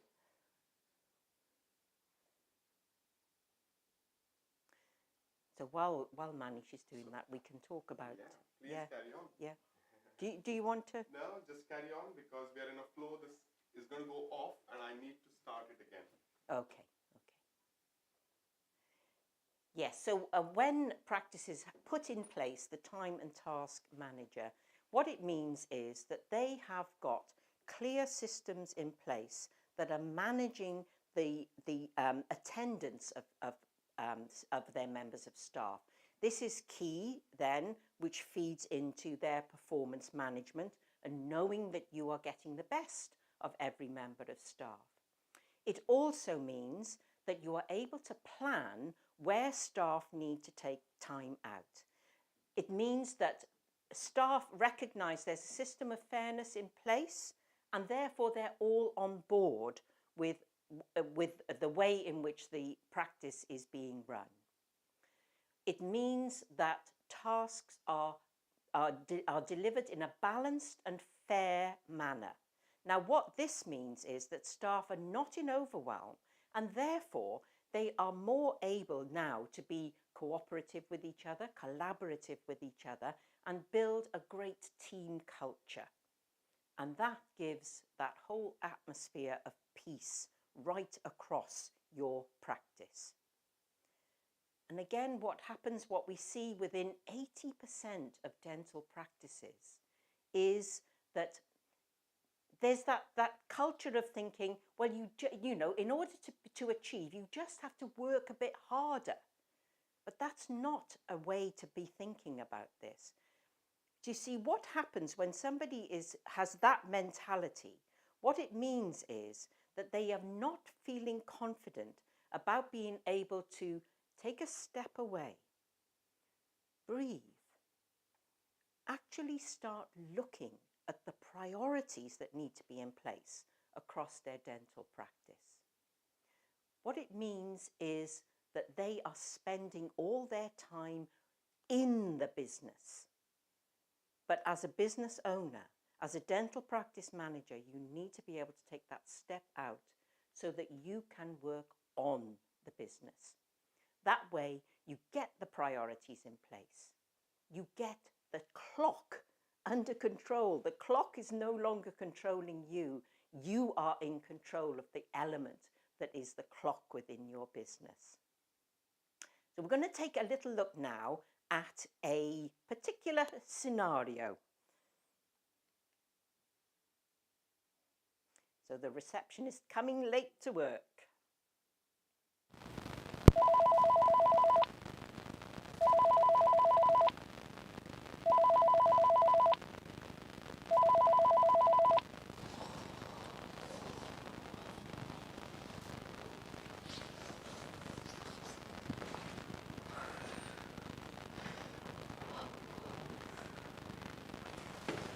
Oh, Paula, you're here at last. You're late again. That phone was ringing. Traffic was so bad on my way to work this morning. This is happening on an almost daily basis now, isn't it? And look, you need to get this coat put away. Look, just sit down. You've got to get that phone call returned. Okay. Let's get things done, get things in the right order.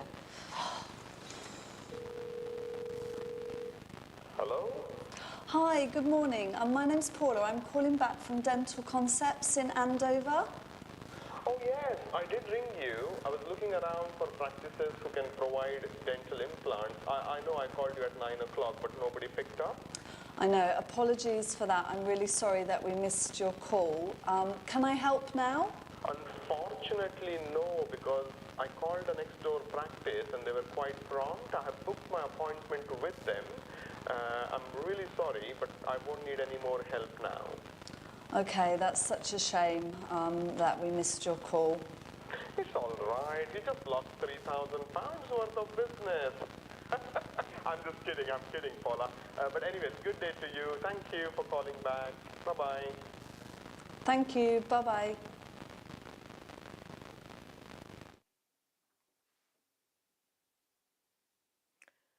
Oh my goodness. Well, let's have a look at what could be the solutions around a scenario like this. Well, as we can see from the slide here, you need in place an attendance management system. That means that you know exactly what staff are going to be in place within your dental practice. A task management system. So we make sure we've got that balance and that prioritizing of the tasks that need to be completed. Holiday management system. So you know who's going to be out and who's going to be in. And then we have that system of fairness across the whole practice. Everyone knows where they're supposed to be and when. And managing of the diary. We don't want those diary clashes. You don't want to have to be making those embarrassing phone calls or having to have a member of staff report to you that there's some serious business that has been lost because these systems are not in place. So the skills that need to be developed across the practice in order to achieve this, we're looking at your organizational skills. This is where you can then get those priorities really clear and in place for everyone. Delegation. Glenys was talking about the importance of delegation. Delegation is not abdication.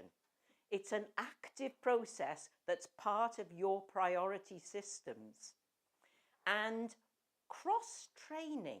Now, this is something that we have noticed because when you know that a member of staff is going to be out, you put another member of staff in place to cover for them. And what that means is it gives the opportunity for that other member of staff to learn new skills, to learn more about that other job.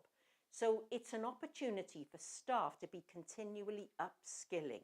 Again, great for their continuing performance development. So really valuable to have this in place. Let's have a look now as Manish takes us through how that happens within the DenTTrack system. I'm just going to check Ed if Can you hear me? Okay, good. Ruth, thank you so much for bringing up this most important point called as priority management.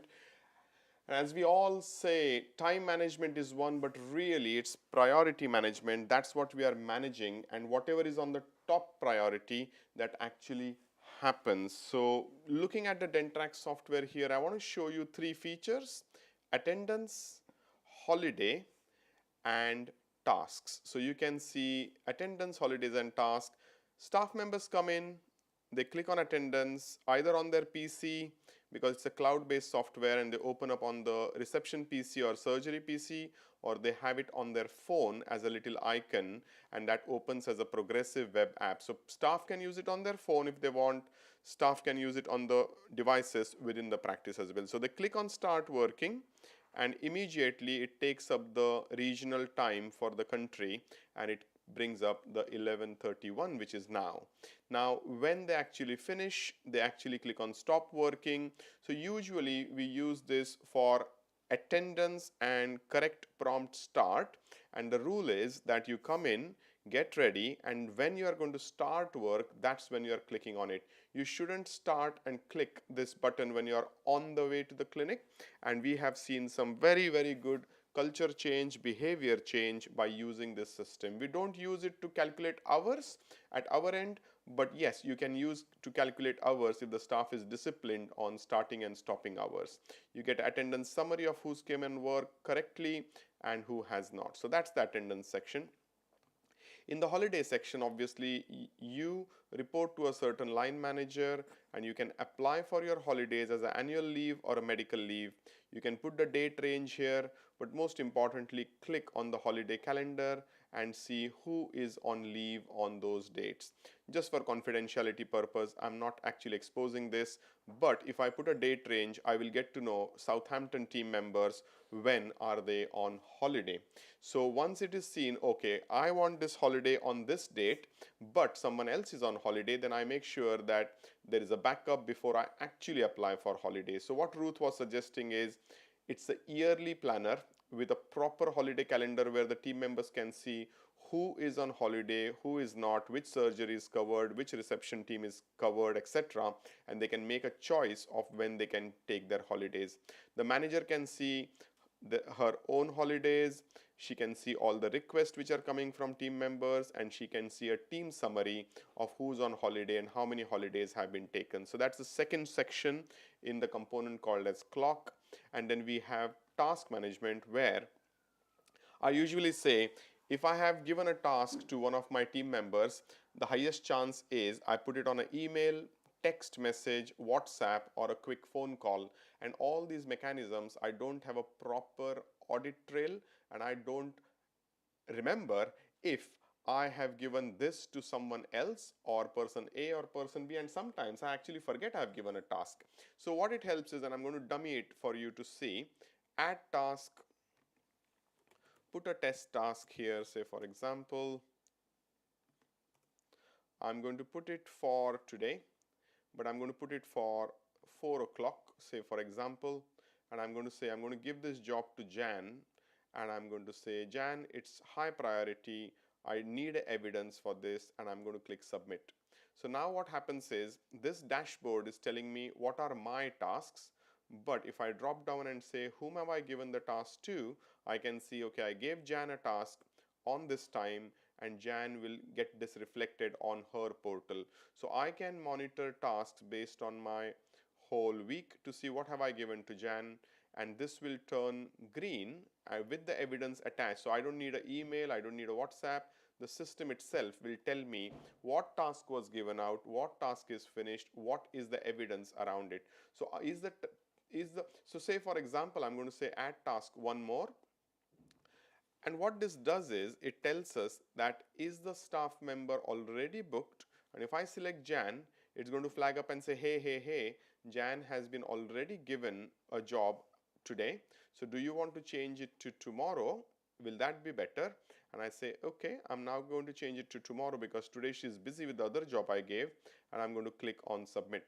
So now I see, okay, I've given the task, and you can priority manage, and you can stop the overwhelm with your team because you have given them a specific time to do that, and it's on their portal. So just to summarize before I hand over back to Ruth, the clock section is about attendance, holiday management, and doing tasks yourself. So it's your things to do on top of your job roles, or you give it to your delegate your team with the tasks. So these are 3 features. Thank you very much.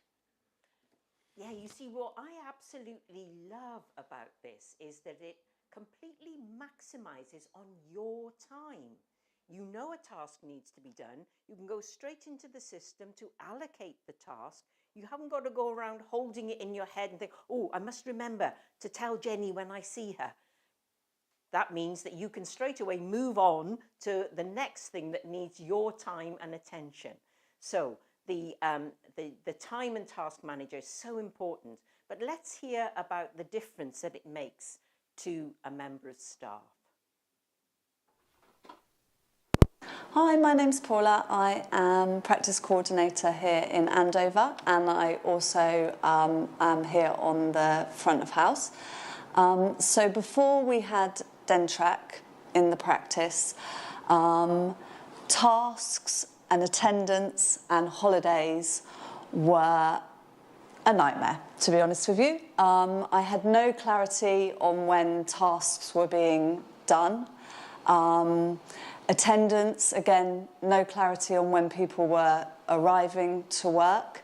And with the holidays, it was really difficult to keep a track on staff members who was taking holiday when, making sure there wasn't 2 people off at one time. After DenTTrack, my role is much easier. So with regards to tasks, there's real clarity there. I can give the tasks to the staff member and it's all very clear. I can see straight away, get the evidence. Attendance, again, there's much more clarity. I can see, you know, what time, who's coming and going when. And with regards to the holidays, I can use the DenTTrack to see when they've applied for holiday. They can check the calendar to see if anybody else is already off. So the clarity is very clear now with DenTTrack.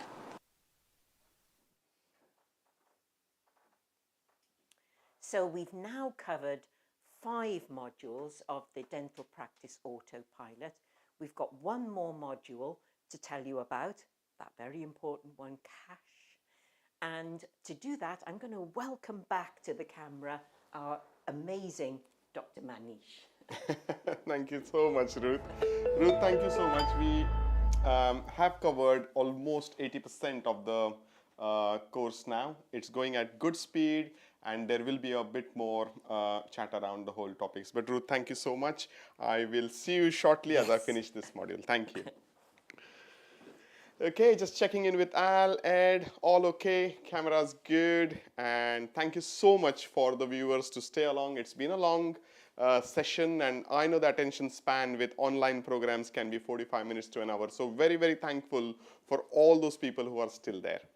My job today is now to talk about one of the most important ingredients for a business health, and I call it vitamin M.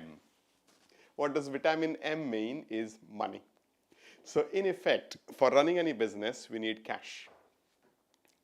Most of the times I hear these sentences, and the sentences are, oh, we don't really have control over cash. Cash comes and goes. We just need to do what we can do, and cash is never enough.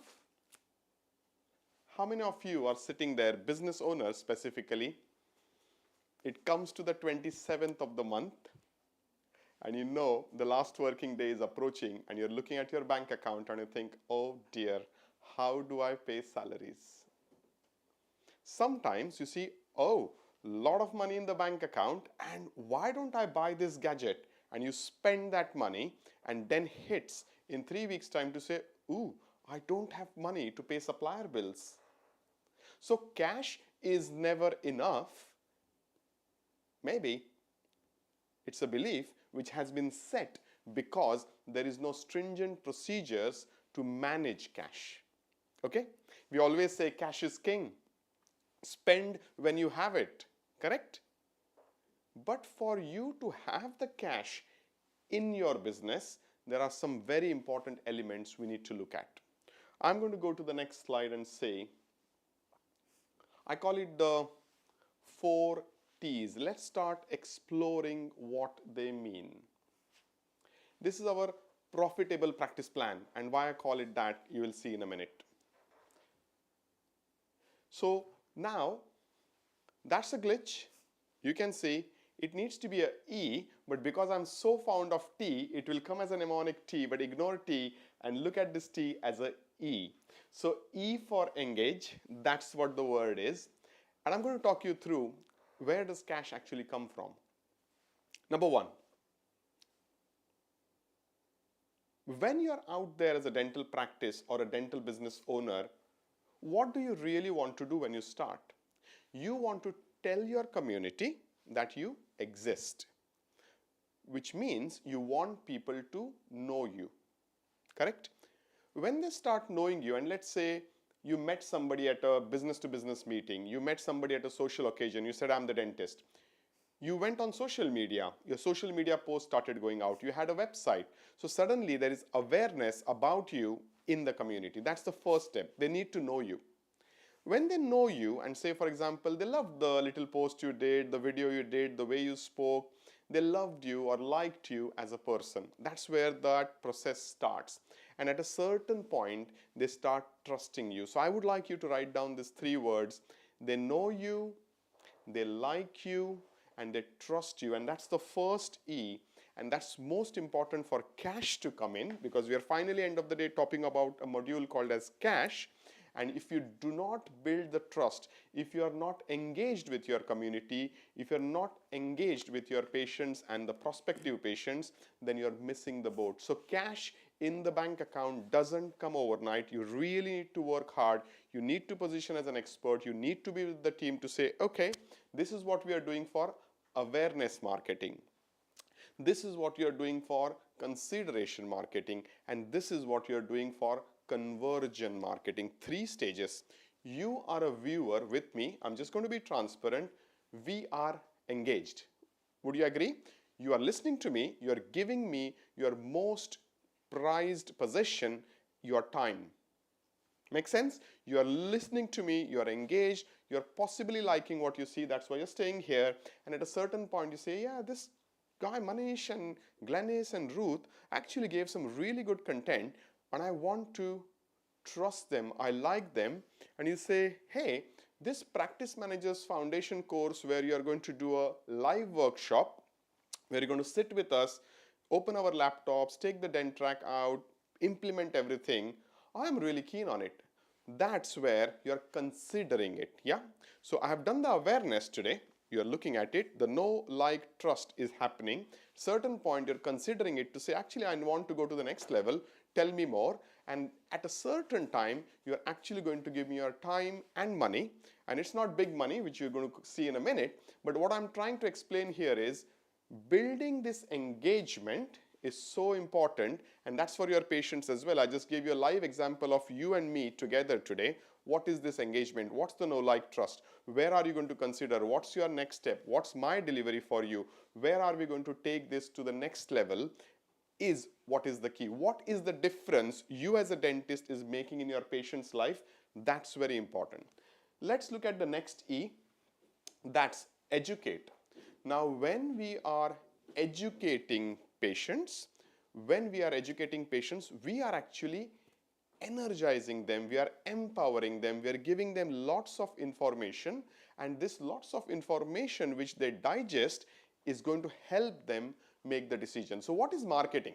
When I say marketing is just an education process which either energizes the prospect or the lead or the community person who's looking at you, or it eliminates that person. So in effect, after this program, you might think, I didn't connect.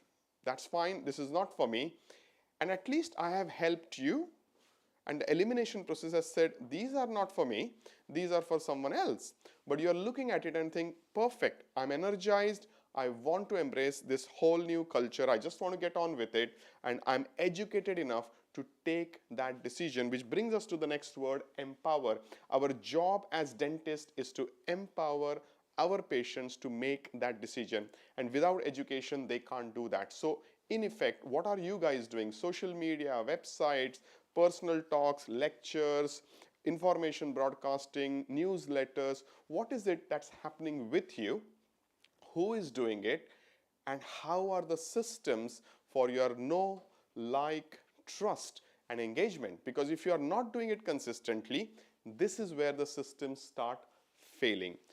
When you come to empowering, you energize and create sales. Just to summarize this, you build trust, you give more information, you help on decision making, and you create sales. Engage, educate, empower, energize, the 4 E's which you need to remember. It brings a big question to say, cash goes up and down. Why? Every time business goes into this cash flow issue. Why? Is it because you don't come to work? No, you come to work. Does your team come to work? Do you have the services? Do you have the facilities? Do you have your equipment and delivery methods? Yes. But the question is, why does cash go down? And the answer is, 80% of the dental practices in this world do not consistently do one big thing, and that's marketing. What does marketing do? Marketing brings a prospect knocking on your door. That's all what marketing does. And after that, what you really need is this key team who's trained to deliver a patient experience. It could be a phone call, it could be an email message replied back, it could be a WhatsApp message replied back, it could be a Facebook message replied back. But how good is your team to actually respond back to that prospect? A prospect then becomes a lead where you are nurturing them with your information broadcasting, connecting to them, giving them the answers, and a certain time that lead becomes a patient, and that's where sales come in. So always remember, marketing consistency and systems, nurture consistency and systems, and finally sales. Simple. Sales fixes all the problems in business. Would you agree? You have sales, you have cash in the bank, you have something to deliver, and things move. But not having consistency in marketing systems, sales systems, nurture systems suddenly brings this cash flow issue. It is not about patients not wanting work done, it's about you not connecting to them and not engaging with them. Okay, that's what it is. Now, let's get to a role play. Okay. Now, what does it say here? It's telephone call with a marketing supplier and sales team. And more than actually showing you a video, I am going to actually speak to the camera. I'm going to actually enact. And I'm going to use Dean, who's in the room, as my marketing supplier. And I'm going to use Sam as my sales lead. So Sam and Dean are going to get a little brunt from me. So let's see how it goes, okay? Probably that's my phone. Let's do that. Or probably let me get the picture on. That's Manish sitting on his desktop, looking at this laptop and thinking, I need to speak to Dean. Right, here we go. Dean, I don't want you to respond. I'm just going to play your role as well. Hello? Yeah, hi Dean. Yeah, I can just about hear you. Where are you? Oh, I thought you were doing the marketing report today morning. What do you mean? Which spreadsheet? Oh, I gave it to you at the start, didn't I? What do you mean? Oh yeah, it's Monday. Yeah, I need the report today, Dean. So, how long? Oh, so you haven't even spoken to the treatment coordinators. You don't have the data from them, hey? So what are you doing actually? Oh, Dean, come, hold on. What? Okay, get Sam into this call, please. Come on. No, I want to speak to Sam as well. You are holding the marketing front. You're doing things, but I don't have anything to see what's going on. I'm putting a lot of money, Dean. You have been paid a handsome salary. There's so many marketing campaigns going on. Who's measuring it? That's not my job. Get Sam on the call, please. Come on. Hey, hi, Sam. Can you hear us? I'm so sorry, but I'm a bit annoyed. I'm irritated at this point. But Sam, tell me more. What happened this month and how many sales have we created? Okay, that's interesting. So, who's going to tell you this? Yeah. And have you spoken to them? So where are you mentioning it? Where is it mentioned? I haven't had a report from you. Oh, right. So it's Dean's fault that the leads are not coming in. No? Dean, can you comment how many leads have come in? Yeah. No, listen. See, this is chaotic basically because you need to deliver because I'm putting so much money in. Yeah? Blah, blah, blah, blah, blah, blah, blah. So, can this be chaotic? Possibly, yes. When a lead or a prospect comes in, Dean has done his job about doing the marketing funnels. But when they actually come in, this gap between marketing and sales happening is a very, very important job, and that's called as the patient experience, engagement experience, nurture experience, and who is doing this? So sometimes you have a marketing agency who is doing stuff and you have some treatment coordinators who are doing stuff, but they are not linked together, and that is the problem. So at this stage, I want to show you something which is called as inquiry box. However, I am going to just request Ed, could you just figure on the slide on the screen without us on the screen. Thank you very much. Dean, can I request you to do one thing for me, please? If you can come on this computer here where the DenTTrack is shown. If you can kindly open inquiry box for, let's say, DenTTrack or dental concepts. However, keeping the confidentiality in place, I just wanted to show probably the old portal or the new portal, if that's okay.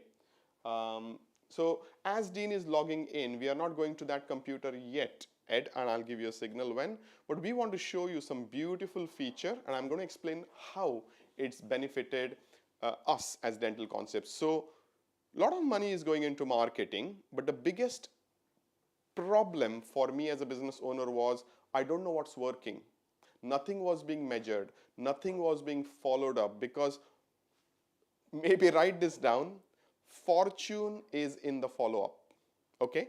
Fortune is in the follow-up, and if you do not have people nurturing this or systems nurturing this, then somebody who can be your patient or customer is not going to put their hand up if you're not in touch. So always remember, fortune is in the follow-up. Nurturing the patients, the leads, the prospects is very, very important.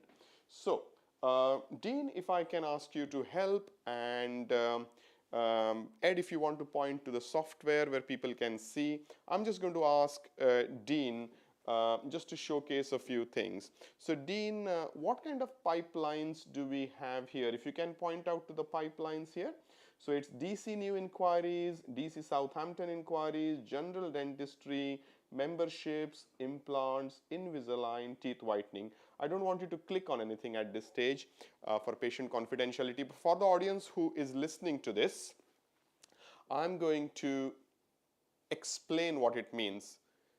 You get a message from Facebook, you get a message from Instagram, you get a message on a WhatsApp, you get a message from your website, you get an email from your contact us form, and what this system does is it funnels everything into the portal. It reads the words like implants, Invisalign, and it drops it into the pipeline in here. And when the pipeline is in, this particular contact moves into stages, and what it means is on the first note, whenever they drop in, it's automated to say welcome, thank you, and glad to know you need some help from us, and we are here to help. So there are automated sequences which DenTTrack has created for email sequence, text message sequence, WhatsApp sequence for your patients. And what it means is in each pipeline, your lead can be nurtured, or your treatment coordinators or sales executives can call them at the right time. We call it as a qualified lead. These nurtures where the system happens, and I'm not sure, because it's a live portal, if at all we can show any pipelines, but is there any dummy pipeline at the moment, Dean, on this, or it's all live? Okay, so I'm going to pause here for the software showcase. Unfortunately, we didn't have a demo version today. So Ed, if I'm just going to request you to come back to screen, and I just want to face the camera. There we are. So what I was trying to explain here, and unfortunately I can't show the whole software, but to give you a quick crux is, Inquiry Box is a collaboration we have done. Adam is a great guy, and this software is really, really beautiful, which manages the sequence of communications, automated as well as manual, from my team. One team member can sit on a portal and talk to all the leads at one given time, because it's all coming from various platforms. What it helps us now is we can count the leads, we can see who is at which stage, we can see who's converted, we can actually see what's the sales happening. And the sales team, say Sam, is in charge to say, I can see this pipeline is working, this campaign is working, I can see people are responding this way, I think we should focus in this way, and soon we know there is a pattern to say, okay, in our area, in our time of the year, this is going to work. Now that becomes a repeat sequence for next year and the following year. So you start actually benchmarking to say what works in marketing, nurture and sales. And people like to be in touch because when they need help, it could be 7 months from now or 7 years from now, but if you are not nurturing them, if you are not talking to them, then that's a problem. So Inquiry Box is the platform, but the best thing which DenTTrack has done is we have written the intellectual property for the emails, text messages and WhatsApp. We have created campaigns for you to say this is how it should go, this is the first message, second message, so you don't need to do the hard work, and you could come to us to say, okay, we are Inquiry Box subscribers and we would like the Inquiry Box through DenTTrack proposition, which means my treatment coordinators are in charge straight through DenTTrack, go into Inquiry Box and they can manage treatment coordination, sales, nurture and marketing. That's what it is. So what benefit has it given us? Yeah, or what are the solutions? As we were speaking, I was angry with Dean and Sam. The solution is I need marketing systems. That's what Dean would look at. Patient relationship systems. Inquiry Box will automate it. My treatment coordinators will speak nicely and create the relationship. Sales systems. When does a sale happen? What's the first step to take? Second step to take? Third step to take? That's all written down in our sales system, and that's with Inquiry Box and DenTTrack. The skill I need is, of course, rapport building skills, communication skills, and selling skills. And it's not easy, is it? But having the system in place which automates itself, it takes the pressure off my team members. These systems are responding at 12 o'clock at night, 10 o'clock at night, 6 o'clock in the morning. So it's not person dependent, and we can see the reporting structure which is coming in. So at this stage, I'm going to say it's very, very important that you have a nurture sequence, marketing systems, and if you're dependent on just piecemeal work, then cash flow can be a problem. 2017, 2018, just to conclude, I hit cash flow issues, and the reason was 3 important events in my life, professional and personal, suddenly took 300,000 pounds away. And most of the business owners know we run on this 2-month cash flow, operational costs are very, very tight, and we just run a dental practice thinking all is okay. But one significant event hits you and suddenly cash flow can go wrong. But if your marketing systems, sales systems, nurture systems are consistent, disciplined and working well, then you know where is the money coming from, where is the money going to. Are we on target? Are we in budgets? Are we spending well? That's very, very important. So I'm going to say engage, educate, empower and energize. That's the sequence you need to go. People need to know you, people need to like you, people need to trust you, and people need to make a decision that yes, I'm going to give you my money, I want a service from you. I hope that helps. I'm going to now say we're coming to a certain stance here now. Oh, that's my testimonial. If it works for Inquiry Box and DenTTrack, let's have a quick look.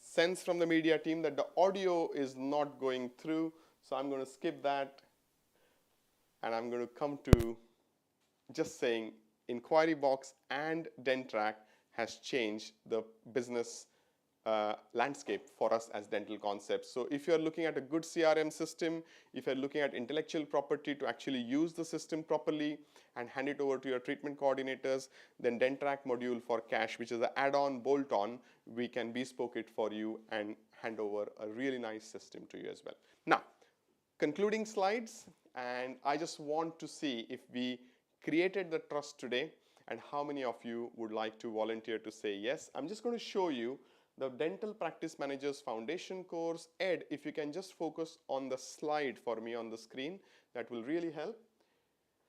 The total investment is £2,185 for this complete program, and what's included is Dental Practice Managers Foundation course part 1, which is a 1-day live program, which is this what is happening today, and that's worth £295. But because we wanted you to know us, we wanted you to like us, we wanted you to trust us, this has been given to the entire global community for free. We just want you to say, Manish, we liked it and we want to learn more, and that's where we want you to come on board with the Dental Practice Managers Foundation course Part 2. And what happens here is Glenys Bridges and her tutors look after you 1 week at a time, and it's a 5-week program. What actually happens is you go into a live session with them for an hour every week as a foundation practice manager or expert practice manager. You have lessons on leadership and management. There is tutorials. There are some assignments to do. It's almost like a little university kind of a thing where for 5 weeks you are in there learning things, reflecting, giving your reflective logs, and it's a proper tutor-led program which builds the strength for you to say, yep, I know what I'm doing, I'm a good leader, I'm a good manager, I understand the styles of leadership and management, and that program is in our package, which is worth £495. The third thing which we are really excited is the Part 3, which is a 1-day hands-on program where you come into the room. There will be tutors, experts, consultants who will be in the room, who would be hand-holding, guiding you through the day of how you should build DenTTrack into your practice, how you should start staff engagement, how you should do the implementation, how you should connect the jobs and the roles together. So it's a 1-day intense workshop where you know exactly what to do before you go back to the practice. And it's my high recommendation that practice owners invest in this package for you, because it will help you actually implement things and getting things done. So that's the third inclusion. And the fourth inclusion obviously is the DenTTrack license worth £900 for 3 months.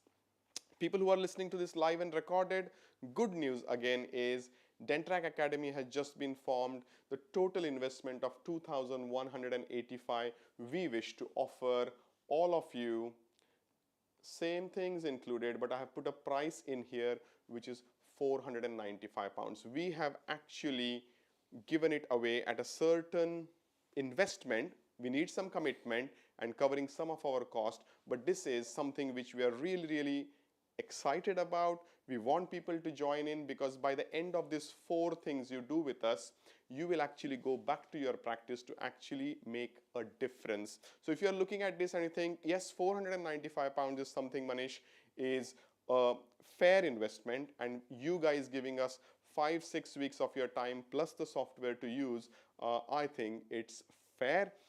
If you are keen, if you are interested, give us a shout out. But I think to make a difference for the fraternity and the community and the dental practices, this is our starting point. And if you can be almost interested in online learning, offline learning, actual implementation, then this program is for you.